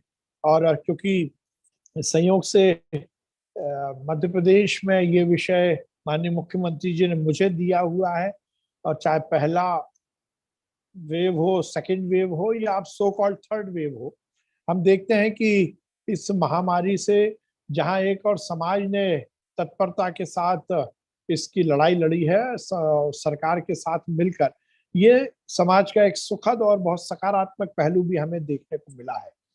हम देखते हैं कि इस महामारी के कारण जहां इस समाज का ताना बाना बिगड़ा, इस समाज ने अपने आप को बहुत ही इस स्थिति में पाया जिसके माध्यम से हमारे आगे आने वाले समय की रोजमर्रा की जिंदगी भी बिगड़ी। पर हमें समाज का एक पहलू भी सामने देखने को मिला है कि यदि इस तरह की महामारी के कारण हम सबको बहुत परेशानियां हुई, बहुत दिक्कतें हुई, तो समाज का एक पहलू, एक उजागर पक्ष भी हमें सामने को देखने को मिला कि समाज ने इस महामारी में जबरदस्त तरीके से सेवा के काम किए। वो व्यक्ति के पास 2 वक्त की रोटी नहीं थी, उस महामारी में समाज में आकर समाज सेवा का काम है। ये एक बड़ा सकारात्मक पहलू हमें देखने को मिलता है, और खासकर हिंदुस्तान में हमें इस बात का बहुत विश्वास जगा है कि आज भी हिंदुस्तान में हम ये बात कह सकते हैं कि सामाजिक कार्य करने के लिए, सेवा भाव करने का मंतव्य हमारी सोसाइटी को है, हमारे समाज को है। जैसा मैंने कहा कि इस पूरी महामारी ने हमें हिलाकर रखा, परंतु समाज के सहयोग से सरकारों ने बहुत काम किया। मैं इस अवसर पर इस देश के यशस्वी प्रधानमंत्री नरेंद्र मोदी जी का जिक्र जरूर करना चाहता हूं। जैसा हमने कहा कि जब महामारी शुरू हुई थी उस समय किसी बारे में कोई जानकारी, परंतु जिस प्रकार लॉकडाउन का सहयोग करते हुए स्वास्थ्य सेवाओं के एनहांसमेंट की बात हो, लॉकडाउन को विड्रॉ करने के सैंक्शन से पटरी पर लाने की बात हो, स्वास्थ्य व्यवस्थाओं को समुचित रूप से स्ट्रेंथन करने की बात हो, इस भी बनाकर वैक्सीनेशन पर काम करने की बात हो, वैज्ञानिकों को प्रोत्साहित कर वैक्सीन बनाने की बात हो, और वैक्सीन बनने के बाद, क्योंकि मेरा मानना है कि वैक्सीन बनाना बहुत चुनौतीपूर्ण था। इस दुनिया का इतिहास कहता है कि किसी भी महामारी की वैक्सीन 1 साल में इससे पहले कभी नहीं बनी। तो 1 साल के अंदर वैक्सीन वैज्ञानिकों के माध्यम से की बात हो, ये तो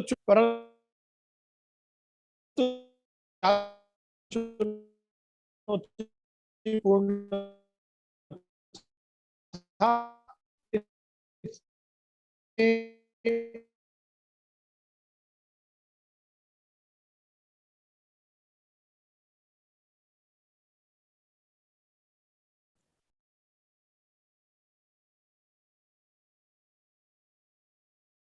आदरणीय मंत्री जी, आपकी आवाज हम तक नहीं पहुंच पा रही है।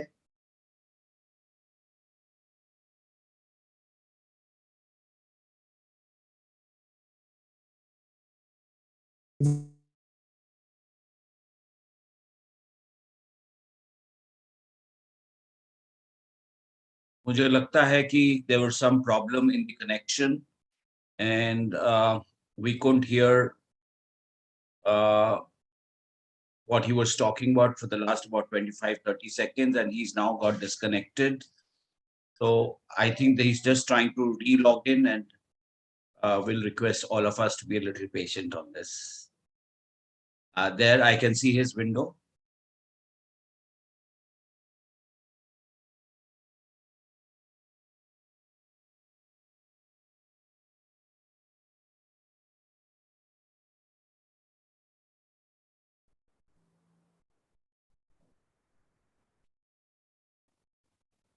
अभी मेरी आवाज आ रही है?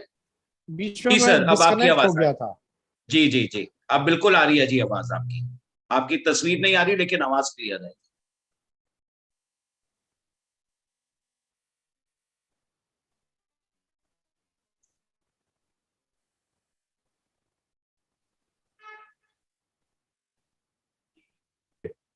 तो मैं इस प्रकार से नरेंद्र मोदी जी ने इस पूरी महामारी से निपटने के लिए सर काम किया। हमारे माननीय मुख्यमंत्री जी ने मध्य प्रदेश में सभी व्यवस्थाओं को चुस्तपूर्ण पहलू में कहना चाहता हूं कि इसमें सरकारों ने तो अपना काम किया ही किया। सबसे बड़ी बात है कि समाज ने और समाज से जुड़े हुए वो घटक, जैसे पीएचडी चैम्बर की बात करूं, हमारे सैम यूनिवर्सिटी की बात करूं, या बाकी किसी ऑर्गेनाइजेशन की बात करूं, या इंडिविजुअल समाज की किसी व्यक्ति की बात करूं, समाज ने बड़ा काम है। बीमारी में एलोपैथी ने तो अपना बहुत अच्छा काम किया ही किया, पर उसके साथ साथ हमने ये देखा है कि हमारी पुरातन जो थेरेपीज थी, खासकर आयुर्वेद, योग, इसने भी इस पूरी महामारी से निपटने में एक बड़ा काम किया है।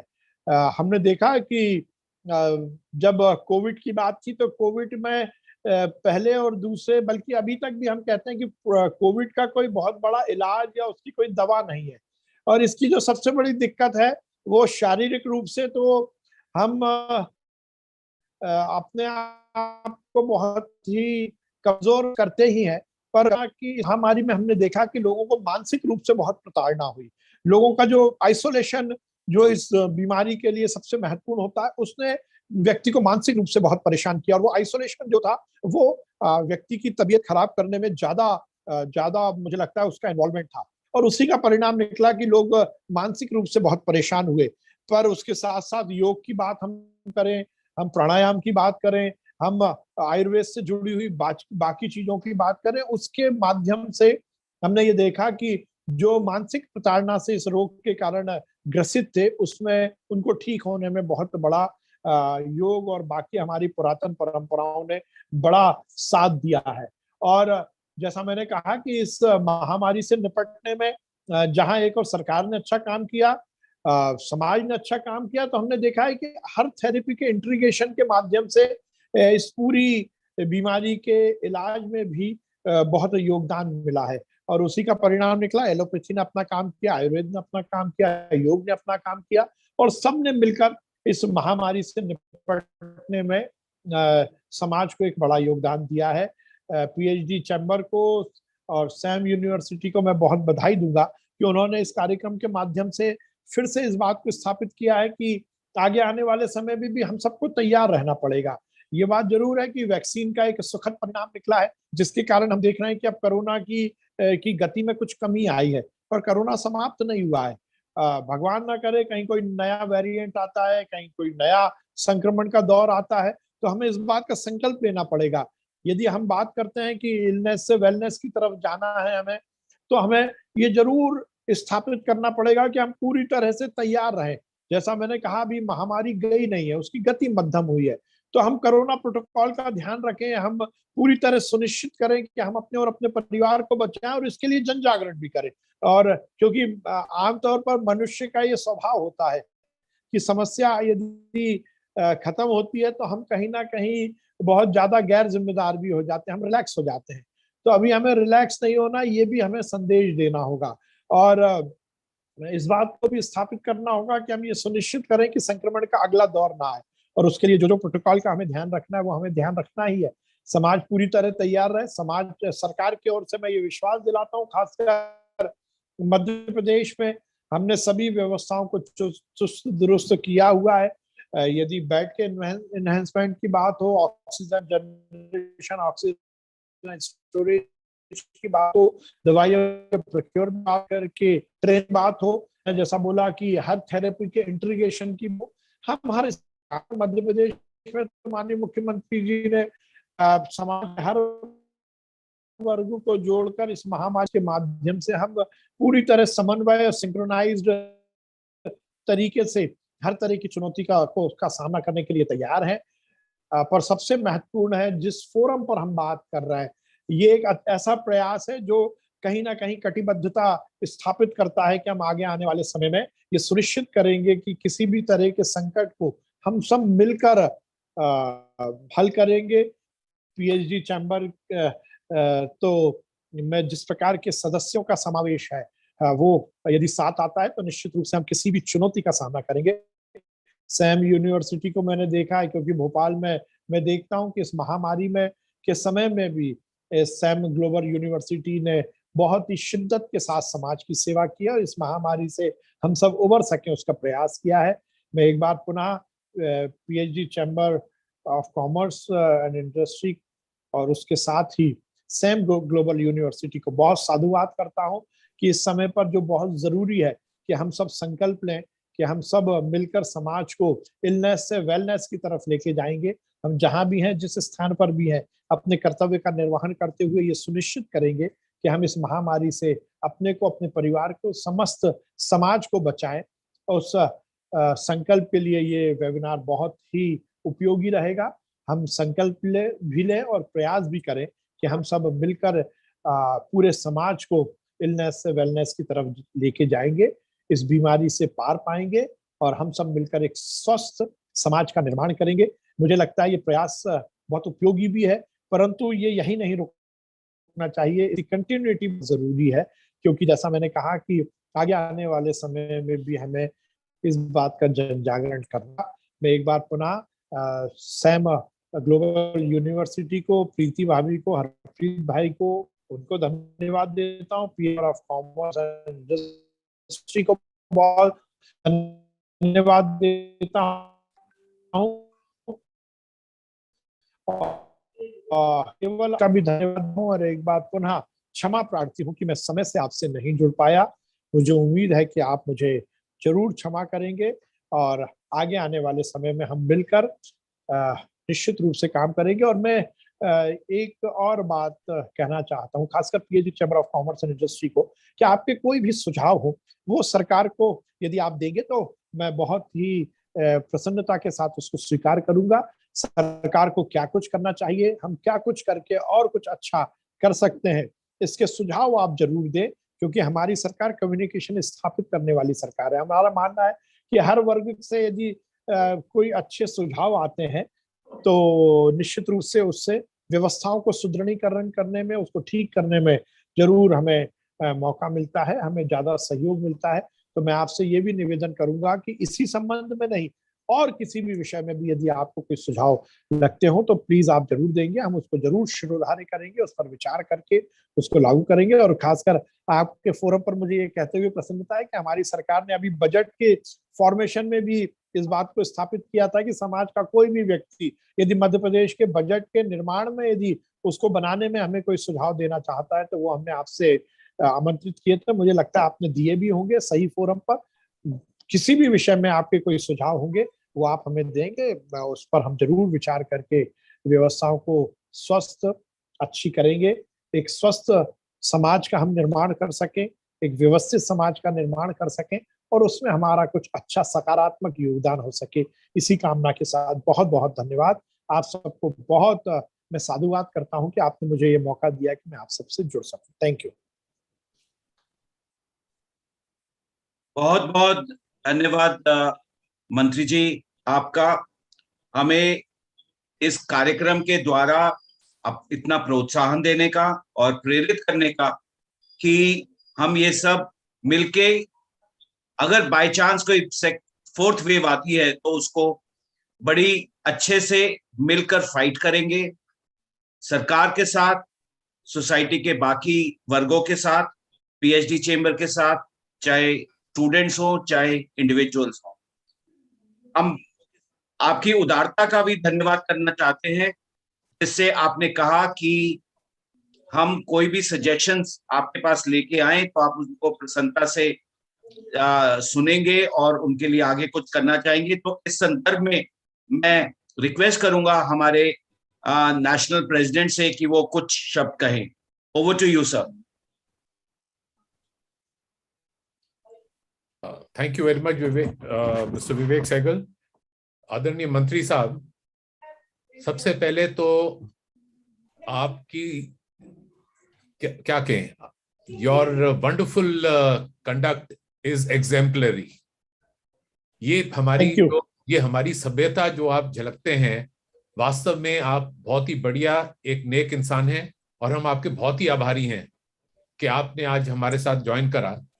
सर, हमारा ये है क्योंकि हम सब आयुष सेक्टर से आते हैं और आदरणीय प्रधानमंत्री जी ने भी और मिनिस्ट्री ऑफ आयुष ने भी ये बड़ा एनकरेज करा है कि जितना ज्यादा से ज्यादा आयुष को अपनाया जाए, आयुर्वेदा, योगा, यूनानी सिद्ध, होम्योपैथी को, तो हम ये जो जिस टाइप का ये हम पैंडेमिक में हम जो गए थे, जो हमें परेशानी हुई थी, तो अगर हम देखें तो हमारी भारत सरकार ने और हमारी मध्य प्रदेश सरकार ने मेरी समझ से बहुत ही बढ़िया कार्य करा, क्योंकि जितनी ज्यादा हमारी आबादी है, उस हिसाब से जो हमारे डेथ, जो मृत्यु हुई वो बहुत कम हुई। अगर हम देखें कि अगर हम ये लेके चलते हैं कि हम अमेरिका बनना चाहते हैं या जर्मनी या इंग्लैंड बनना चाहते हैं, उनकी टाइप की मेडिकल सुविधाएं, हॉस्पिटल सेटअप करने में हमें 25 साल लगेंगे और बहुत पैसा लगेगा। लेकिन अगर हम ये आयुष सिस्टम जो हमारा ट्रेडिशनल सिस्टम ऑफ मेडिसिन है और प्राइमरी सिस्टम ऑफ मेडिसिन, वो अगर हमारा first line of defence pandemic में रहा था, और उसी कारण हम एक रोल मॉडल दुनिया भर के लिए और आदरणीय मोदी जी ने तो 21 जून को इंटरनेशनल डे ऑफ योगा बनाई दिया है। और अब ये हम सब पे है कि अगर हम आयुर्वेद, उन्होंने जैसे मोदी साहब ने बोला, मैंने आपके लिए दरवाजा खोल दिया है, अब आप लोग आयुर्वेद को लेकर अंदर जाइए। सो हमारे को आपसे भी आशीर्वाद चाहिए होगा, ताकि हम अगर जाके आयुर्वेद को आगे लेके चलते हैं तो जो हमारा एक नोबल गोल है फॉर डबलिंग फार्मर्स इनकम, उसमें भी बड़ी मदद होती है। क्योंकि आज के दिन में, ऑल्दो ये हमको अप्रिशिएट करना पड़ेगा कि मध्य प्रदेश आज के दिन में बिगेस्ट ग्रोअर ऑफ व्हीट हो गया है, लेकिन जो हमको आज चाहिए, अगर जो फार्मर्स की इनकम को डबल करना है, तो मेडिसिनल प्लांट कल्टीवेशन की तरफ अपने फार्मर्स को लाना पड़ेगा। और अगर वो मेडिसिनल प्लांट कल्टीवेशन करते हैं तो आदरणीय मंत्री साहब, उनकी दुगनी नहीं 3 गुना 4 गुना उनकी आमदनी हो सकती है।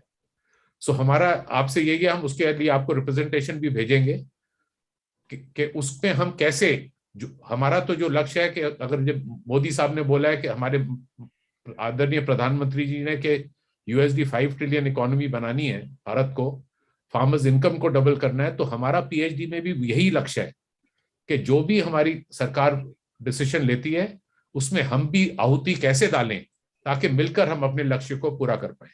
आपका फिर से बहुत बहुत धन्यवाद जी। मैं एक बात जोड़ना चाहता हूँ। जैसा मैंने कहा कि सभी थेरेपी के इंटीग्रेशन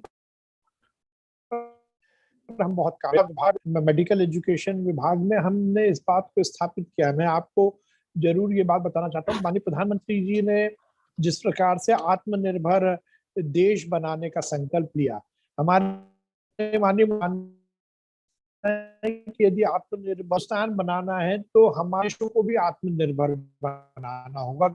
यदि फेडरल सिस्टम की बात करें तो केवल केंद्र नहीं है, केंद्र के साथ साथ राज्य भी है। तो माननीय मुख्यमंत्री जी ने इसी संकल्प के साथ इस बात को स्थापित किया कि यदि प्रधानमंत्री जी कह रहे हैं कि आत्मनिर्भर भारत बनाना है, तो हमें संकल्प लेना होगा आत्मनिर्भर मध्य प्रदेश बनाना है।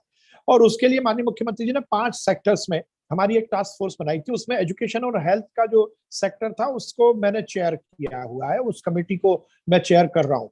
और हमने इस बात को पूरी दृढ़ता के साथ मध्य प्रदेश में लागू करने का निर्णय लिया है कि हमारी जितनी भी थेरेपीज हैं उसके इंटीग्रेशन पर हम काम करेंगे। देखिए, प्रॉब्लम यही आई है, हम किसी भी थेरेपी के विरोधी नहीं है, पर एक दूसरे की थेरेपी का सामंजस्य, उसका सिंक्रोनाइजेशन से यदि काम चलेगा तो उसके रिजल्ट बहुत अच्छे आएंगे। अब दुनिया ने माना योग, कहीं ना कहीं आप देखेंगे कोई भी एलोपैथी का डॉक्टर लोगों से ये बोलता है कि आपको फिजिकल एक्टिविटी करना है, आपको योग करना है, आपको ध्यान करना है, आपको मेडिटेशन की तरफ जाना है, आपको प्राणायाम की तरफ जाना है।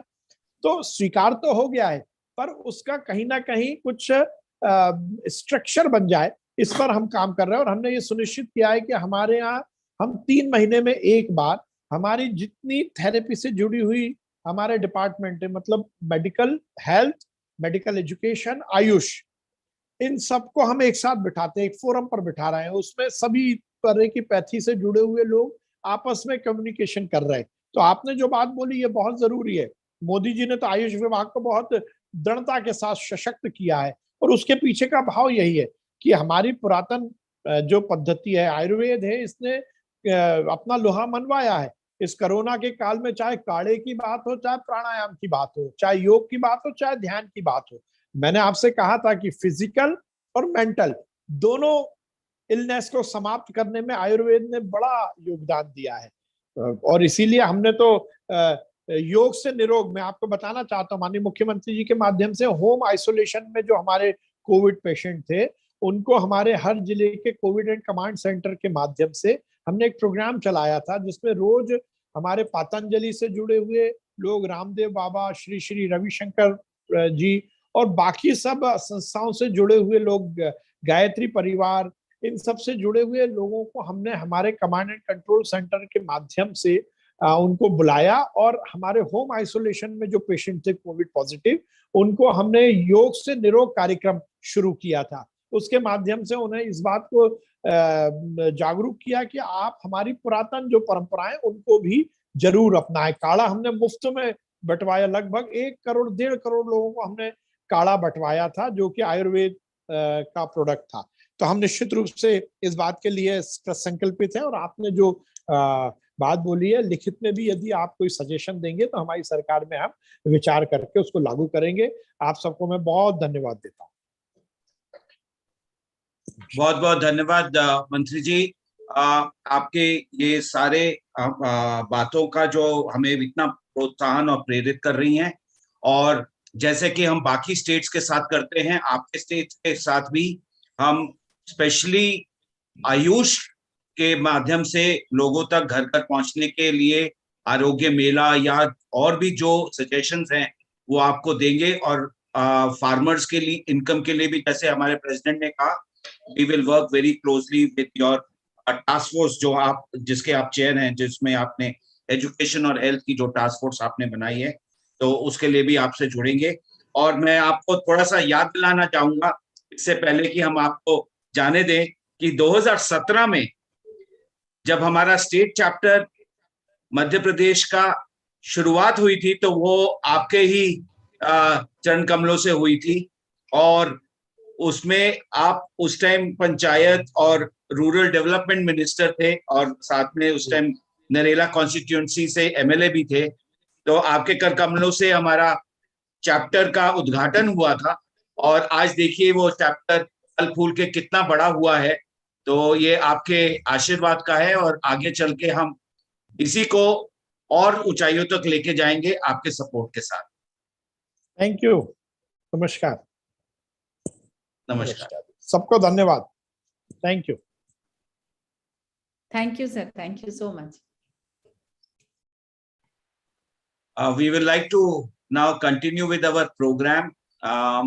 We have one speaker, I think, of the modern medicine which is left, because I think when we made this program, जो हमें मंत्री जी ने कहा, जो हमारे प्रेसिडेंट ने कहा, कि we are looking at a more integrative approach, we are looking at a more collaborative approach.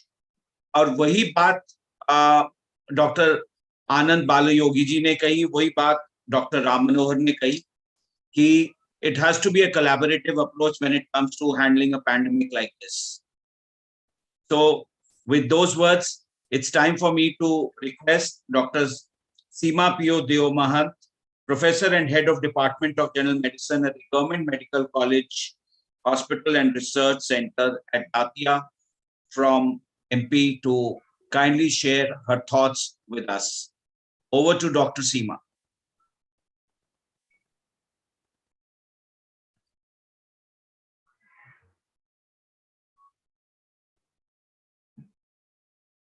Dr. Seema, if you could just check your mic, if we can. Yes, thank you. Thank you very much. Please go ahead. Please go ahead. Thank you. Thank you, Honorable Chairperson, sir. Thank you, respected Chief Guest, Mr. Viswas Sarang ji, Minister Medical Education. Thank you, other senior member of this forum, and dear friends. Today we are going to discuss a very important topic, that is from illness to wellness. Is it working? Yes, we can hear you. Please go ahead. Okay. Yeah. So today we are going to discuss a very important topic, that is from illness to wellness. Because since last 2 years, we are experiencing a very tough time because of the COVID-19 infection. And this pandemic has changed our life forever, including our physical health as well as our mental health. During these 2 years, I have seen, apart from the respiratory disease, apart from the disease produced by the corona infection, there are tremendous number of increase of the mental illness. There are so many patients of the anxiety, depression, and suicidal thoughts, they come to me. And these mental illness, they followed by increased intake of alcohol consumption as well as drug abuse. So this is also a very high problem during these 2 years. Because we are thinking when we have this COVID-19 infection, what we see, there are increased mortality in those number of the patients, those already have the comorbid conditions like hypertension, diabetes, coronary artery disease, cancer, kidney disease, chronic obstructive pulmonary disease. So our focus has changed now, because previously we have much focus on the treatment part of that disease, but right now our focus has changed, and we are focusing on the preventive part. Because if we prevent that disease, then we can face to any other problem. Because of the prevention, this concept came from illness to wellness. And the significance of this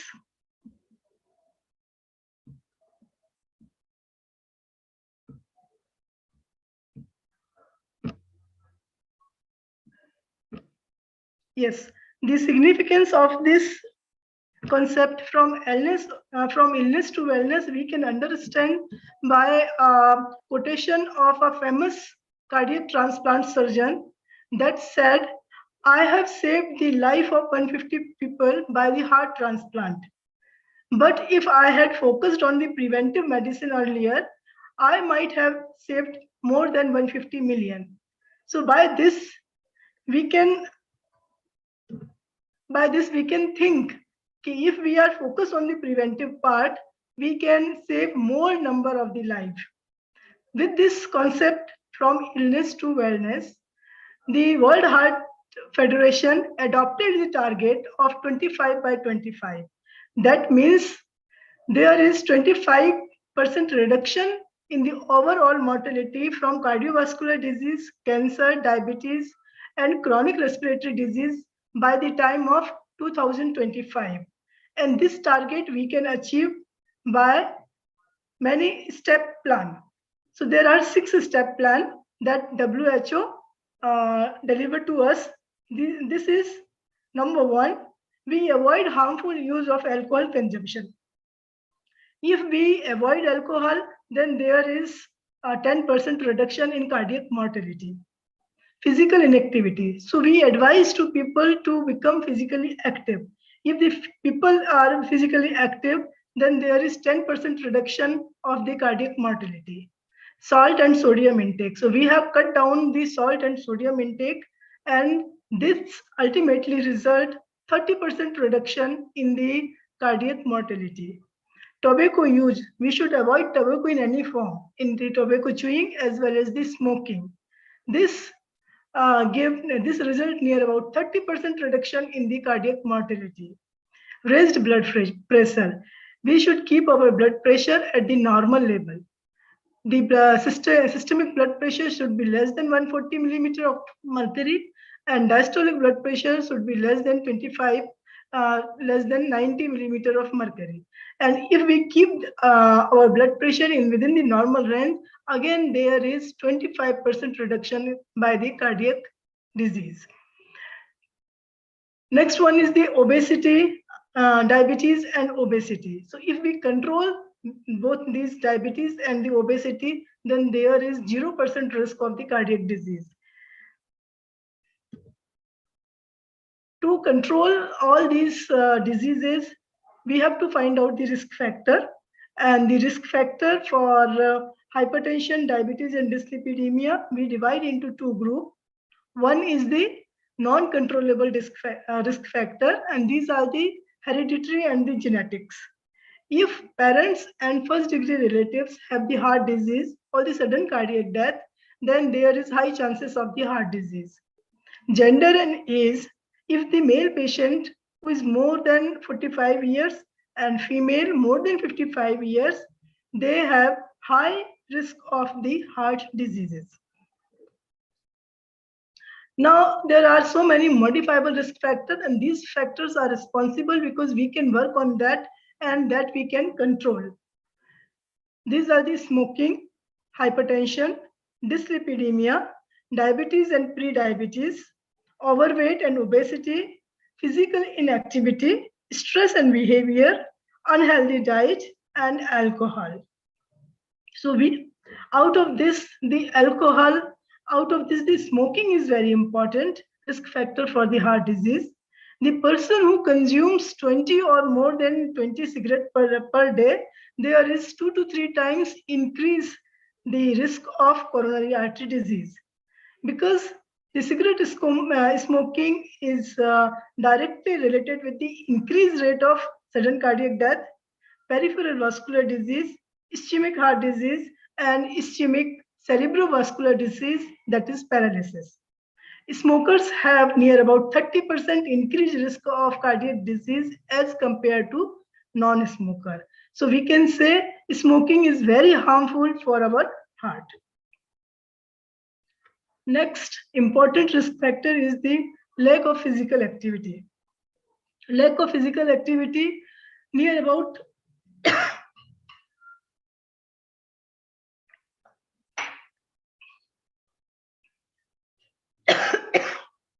sorry. I'm very sorry.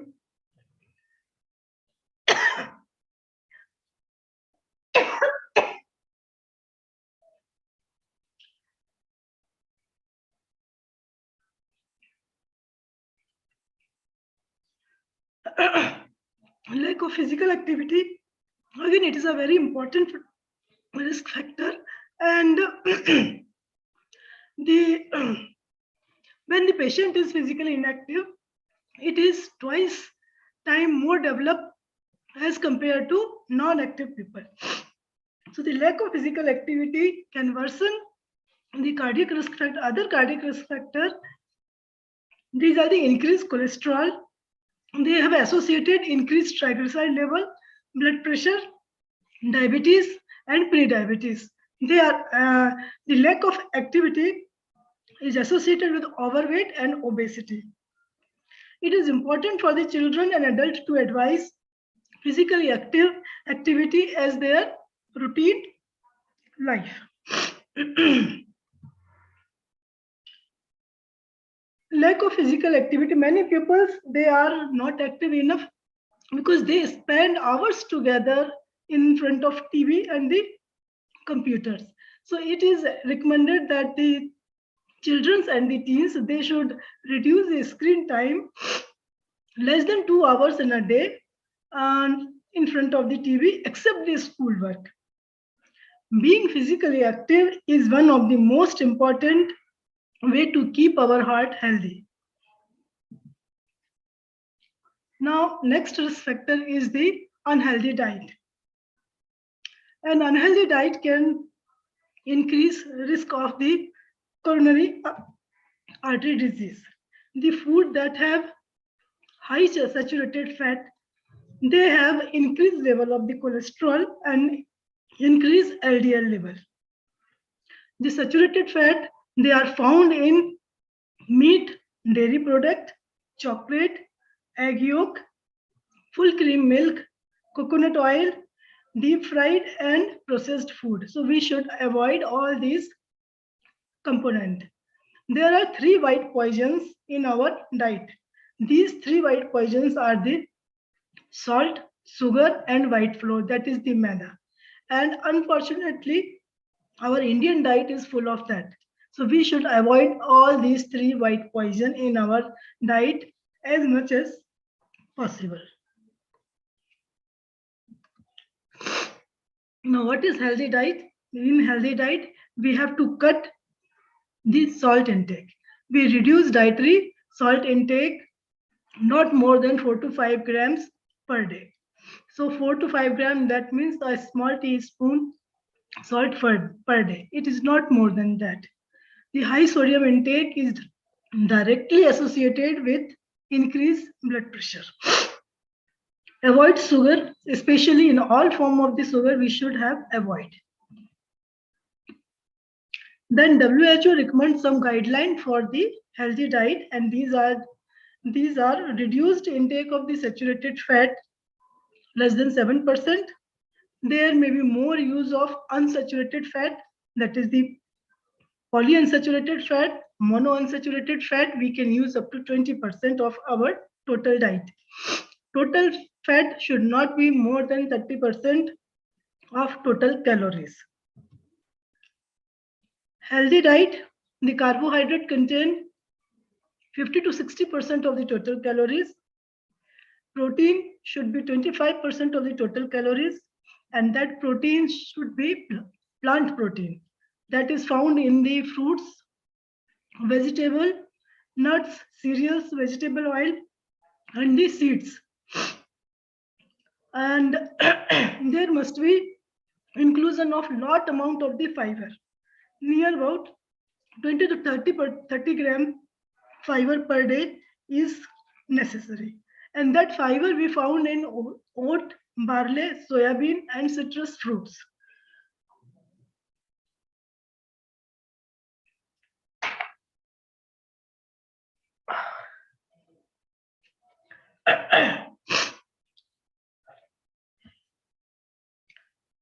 The next important thing that which have to do is the avoid saturated fat. Saturated fat which is found in the animal fat, that in the form of ghee, egg yolk, coconut oil, full cream milk, butter, cheese, and fatty fish and meat. So we should avoid the animal protein as much as possible. And we switch over the for the protein to the plant protein. So the plant protein we can achieve by the pulses and by the dal. Animal protein, if we want to take the animal protein, then we should take the low fat fish, meat, and egg, except the yellow part of the egg. So we can take the white part of the egg as much as possible. The recommended food are, when we are talk about what oil we can use for the cooking. So we can use sunflower oil, we can use olive oil and mustard oil. If we want to use milk, then we prefer no fat milk, no fat curd, and no fat cheese. Take more vegetables and the fruits. The fruits should be taken 5 times in a day. Again, the early dinner is important. जैसा कि हम अपने previous उसमें देखते थे कि जैसे ही शाम होती है हमें अपना डिनर लेना होता है, लेते थे. Now again we come to our origin. So we have to take dinner by the end of the evening. Exercise are very important because exercise and the physical activity, they protect our heart from the heart diseases. And there are the aerobic exercise, and 30-minute walking is the complete exercise for the heart.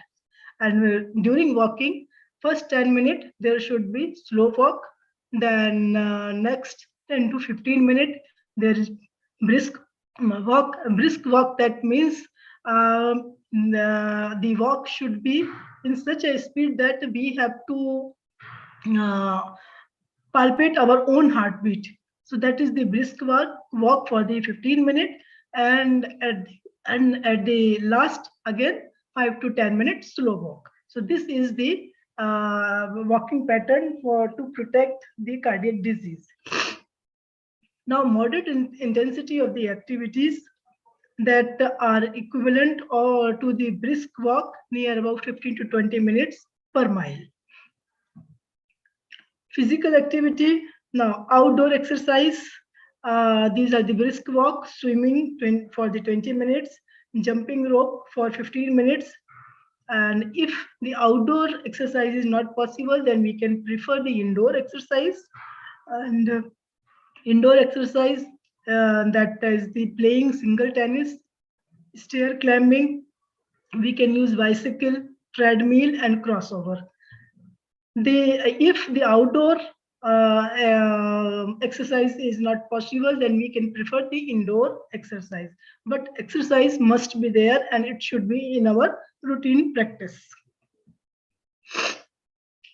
Hypertension is a very important risk factor for the cardiac disease.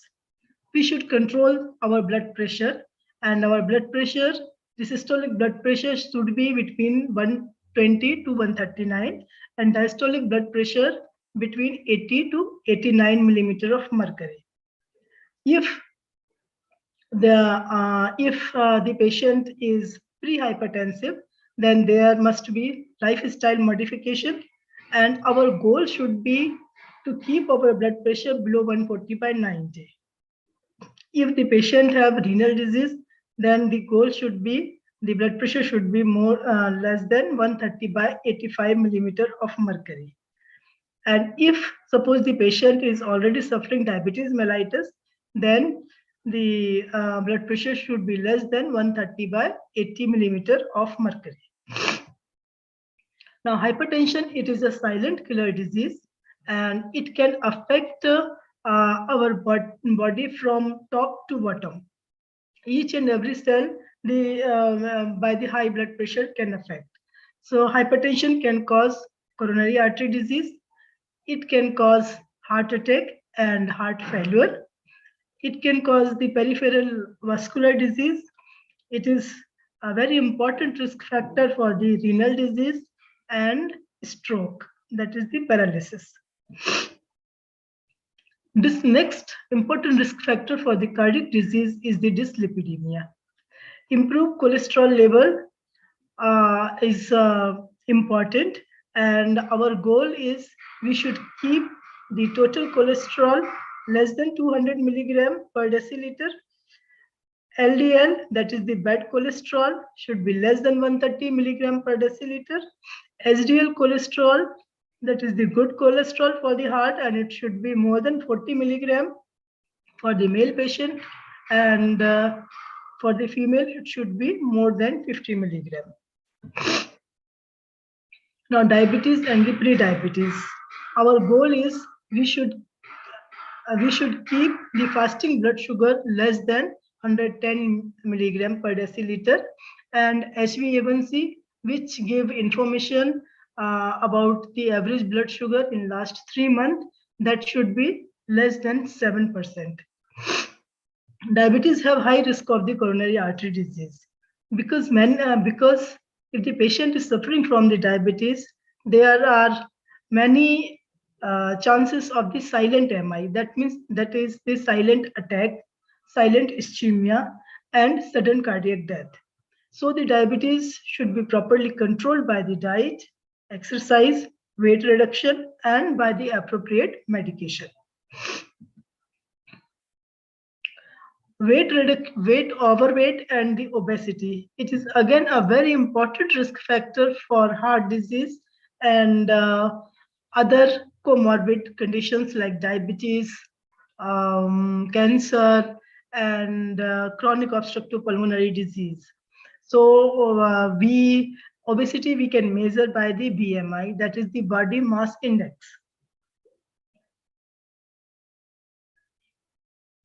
Hello.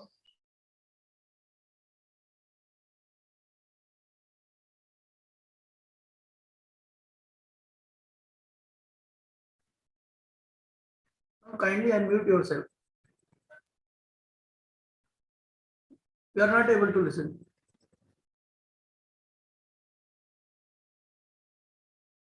Ma'am unmute कर लीजिए अपना.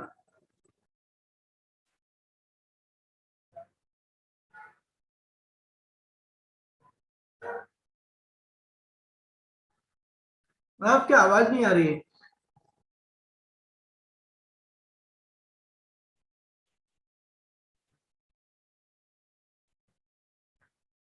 Kindly unmute yourself.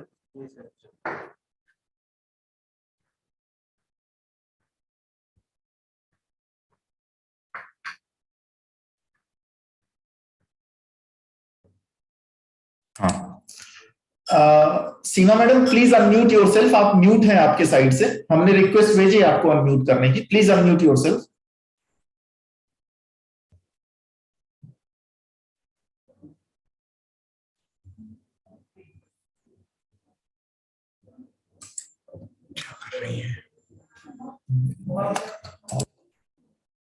Now it's okay. Yes, yes, yes. Can you hear my voice? Okay, okay, now it's okay. Okay. So now I am concluding my talk with this final thing, and I want to show you a proforma. By this, we can assess the cardiac risk assessment form, and this is I want to show you this. Okay, this is the cardiac assessment proforma, and by this we can assess the how we have risk of the cardiac disease. And in this assessment, there are so many questions, and which we fill that answer. There is age and blood pressure, diabetes, smoking, family history of the heart disease, hypertension and diabetes, obesity, and we calculate the total scoring. If the total scoring is up to 5, then there is no risk of the heart disease. If the scoring is 5 to 7, then there is low risk. If the scoring is more than 7, then a person have high risk of the heart disease. So this is all about the prevention part of the non-communicable disease like hypertension, diabetes, and coronary artery disease. And I hope and I advise to all that you adopt one or two important risk factor and you work on that. Try to increase the physical activity, cut down the salt intake, sugar intake, and avoid all the bakery product. So by these measures, we can protect our heart, and I think it is not a big deal. So thank you to all people. Thank you, ma'am. Thank you for wonderful insights on lifestyle and what we should eat, what we should, how to keep ourselves fit during this pandemic and in general as well. And we should focus on exercise and physical activities to enhance our immunity and keep us healthy. So thank you, ma'am. Thank you very much. And it's very, very inspiring that even after, I think you are not feeling well and I'm not, I have severe cold today. You kept continue to enlighten us with your wonderful views. So once again, on behalf of PhD Chamber of Commerce and my own, I express my thanks to you. Thank you, ma'am. Thank you. Now I would like to invite Dr. Akhilesh Kumar to kindly Q&A session.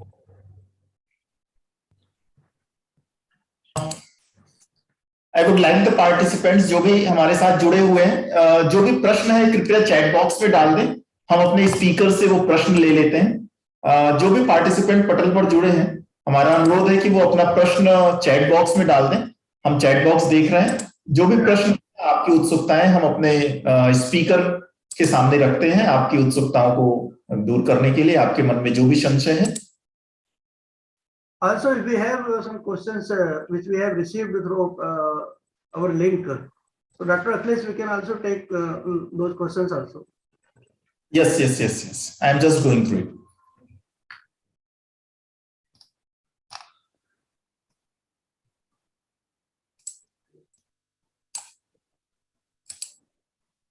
Doctor Seema madam से ये जानना चाह रहे थे एक दर्शक की जो हमारे साथ जुड़े हुए पार्टिसिपेंट हैं कि हम जो अपना एलोपैथिक सिस्टम है इसमें जो इम्यूनिटी बूस्टर्स हैं या इम्यूनो मीडिएटर्स जिसको कहते हैं, ऐसे कौन से immunomediators day to day life में है जो हमें जानना चाहिए अपने खान पान में, जो ऐसी विटामिन या ऐसे मिनरल्स जो कि इम्यूनो मॉड्यूलेशन करते हैं या हमारी इम्यूनिटी को ऊपर ले जाते हैं, ऐसी दैनिक दिनचर्या में कौन सी चीज है जिसको हम अपने जीवन का अंग बना करके, अपने खान पान का हिस्सा बना करके हम अपनी इम्यूनिटी को और बेहतर बना सकते हैं, जिससे कि ये ऐसी पैंडेमिक्स में हम बेहतर तरीके से हमारा शरीर उनसे लड़ पाए।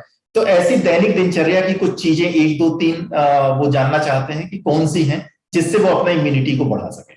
Doctor C. हाँ, थैंक यू। बहुत ही इम्पोर्टेंट क्वेश्चन है और मैं इसका आंसर बताना चाहूंगी कि इसमें एक्चुअली में सबसे इम्पोर्टेंट इम्यून बूस्टर है टाइम से एक हेल्दी डाइट लेना, एक बैलेंस डाइट लेना, वो भी टाइम से लेना। That is very important. कभी भी आप घर से बाहर निकलते हैं या वर्किंग प्लेस पर जाते हैं तो एम्प्टी स्टमक नहीं जाना है, बिकॉज हमारी जो डाइट है वो हमारी इम्यूनिटी को बूस्ट करती है। और वो इसलिए, और एक बार अगर हमने डाइट लिया तो वो 2 से 3 घंटे तक हमारी इम्यूनिटी अप रहती है। तो हर 2 से 3 घंटे में हमें कुछ ना कुछ हेल्दी डाइट लेते रहना है। फ्रूट्स हम ज्यादा लें, एग हम लें। अगर आप 40 साल से ऊपर के हैं तो आप योक वाला पोर्शन नहीं लें, आप सिर्फ एल्बुमिन लें। और अदरवाइज 1 या 2 अंडे जो है वो बहुत जरूरी है। They are very good immuno booster. And main thing ये है कि हमें अपनी डाइट को प्रॉपर समय से लेना है और बैलेंस डाइट लेनी है। That is the best इम्यूनोमॉड्यूलेटर agent. बहुत बहुत धन्यवाद। अनिरुद्ध सर, आगे प्रोसीड करने के लिए over to you sir. Thank you, Dr. Akhilesh. Thank you, ma'am, for answering the question of our participants. Now, I would like to invite Dr. Prashant Jain, who is Vice Chairman of Sage University and our eminent member of PhD Chamber. So, sir, I would like to invite you to kindly propose a formal vote of thanks to our guests and participants of the program. Over to you, sir. Thank you, Anirudh sir. Namaskar. It's my privilege to have been asked to propose a vote of thanks on this occasion on the behalf of PhD Chamber of Commerce and Industries and my own. I express my sincere thanks to all the dignitaries who spared their valuable time to address this very important webinar on illness to wellness. क्योंकि मैंने कल जैसे Anirudh sir को बताया था कि मुझे भी डॉक्टर को दिखाना था, लेकिन मैंने वही सोचा आज कि नहीं, ये तो है, ये इलनेस को दूर कर सकती है सिर्फ वेलनेस। तो आज मैं सुबह से बहुत खुश हूँ, तो आप विश्वास करेंगे मेरी तबीयत अपने आप ठीक हो गई। तो जैसे कि डॉक्टर आनंदा बाल योगी जी ने कहा था कि हैप्पीनेस, अगर हैप्पी सोचेंगे तो हैप्पी रहेगा। तो सर थैंक यू, आपने ये प्रूव कर दिया कि आप बिल्कुल जो सोचेंगे वैसा ही होगा और वही हमारे सबकॉन्शियस माइंड में जाएगा, और जो सबकॉन्शियस माइंड में रहेगा वही हमको बहुत आगे हर चीज पहुंचा देगा। तो जो आज का जो ये टॉपिक था वो 100% इसी पे ही डिपेंडेंट है कि अगर हम सिर्फ वेलनेस को मानते चलेंगे कि यस हम सिर्फ वेल है, हर तरफ से वेल है, ऑल इज वेल है, तो इलनेस कभी भी हमारे पास पहुंच ही नहीं सकती। तो आपका बहुत बहुत धन्यवाद। साथ ही राम मनोहर सर का भी बहुत थैंक यू, और डॉक्टर सीमा महंत मैम का भी, कि उनका हमने देखा कि वो कितना डेस्परेट है, कितना डिटर्मिनेंट है, कि उनकी जो था उनका तबीयत को लेके भी, उसके बाद भी उनने अपना पूरा 100% दिया। और सबसे अच्छे जो हमारे मंत्री जी ऑनरेबल विश्वास कैलाश सारंग जी, जो हमारे मध्य प्रदेश के बहुत ही युवा और बहुत ही आगे जाने वाले हमारे जो राजनेता, युवा नेता, उनकी आप सोच देखिए, वो हमेशा एक्टिव रहते हैं हम सबके लिए। हम जहाँ भी बोलते हैं वो हमेशा खड़े रहते हैं, वो चाहे इंडस्ट्री के साथ हो, चाहे एजुकेशन सेक्टर के साथ हो, चाहे पूरे प्रदेशवासी के साथ हो।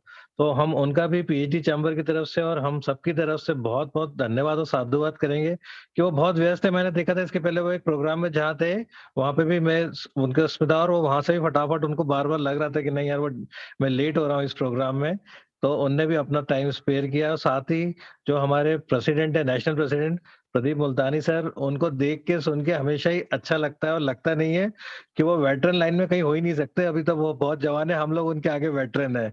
वो जिस हिसाब से काम कर रहे हैं हमारे पीएचडी चैम्बर्स का, और जो अपनी फार्मास्यूटिकल फर्म से वो पूरा जो उन्हें दे रहे हैं कि जो आयुष पे जो बात कर रहे थे, जो हमारे इस पूरे उसका टॉपिक भी था, उसको वो पूरा फलीभूत कर रहे हैं। साथ ही विवेक जी, जो कि हम सबके पीछे पड़े रहते हैं हमेशा, और हमारी पीएचडी की कमान संभालते हुए तेजी से चल रहे हैं आगे, उनका बहुत बहुत धन्यवाद। विवेक जी, बहुत टाइम हो गया, अब हमें इन पर्सन मिलना है आपसे भी। बहुत टाइम हो गया, 2-3 साल हो गए, हम बहुत जल्दी हम मुलाकात करते हैं। और सबसे बड़ा थैंक्स सैम ग्लोबल यूनिवर्सिटी को और मैडम प्रीति सलूजा भाभी जी को भी, कि वो बहुत ही एक्टिवली हमारे मध्य प्रदेश चैप्टर को खूब अच्छे से आगे करके रोज कुछ ना कुछ एक्टिविटी और कुछ कुछ कराते जा रहे हैं, और हमेशा बहुत प्रोएक्टिवली भाभी उसको बहुत अच्छे से करके और हम लोग को भी इंस्पायर कर रहे हैं कि नहीं, हम लोग भी कुछ ना कुछ करते चलें। तो थैंक यू वेरी मच भाभी जी।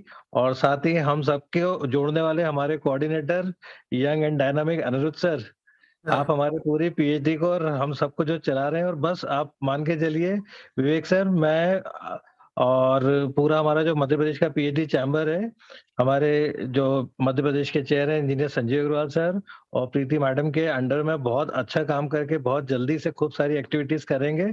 तो thank you very much to all, और जितने भी पार्टिसिपेंट, जितने डिग्निटरी थी, उन सबको बहुत बहुत धन्यवाद। अखिलेश जी आपको भी, द्विवेदी सर आपको भी, thank you from my heart. Sir एक बात और मैं भी कहना चाहूंगा, आप लग नहीं रहा आपको डॉक्टर को दिखाना था, शायद वाली होगी सर को सुनने के बाद आपकी जो फ्रेशनेस दिख रही है और जो एनर्जी दिख रही है फेस पे, उससे लग रहा है कि सर आज के प्रोग्राम से आपको फायदा मिला है सर। बिल्कुल, थैंक यू। प्रशांत जी, आपको देख के बड़ा अच्छा लगा। प्रशांत जी नमस्कार सर। धन्यवाद सर, धन्यवाद जी, सर। बहुत बढ़िया। Good day to all sir, good day. Thank you everyone for a wonderful webinar, and thanks to the co-chair for initiating something as energetic as this. Thank you, sir. Thank you, sir. Thank you so much. Thank you, Preeti ma'am. Thank you.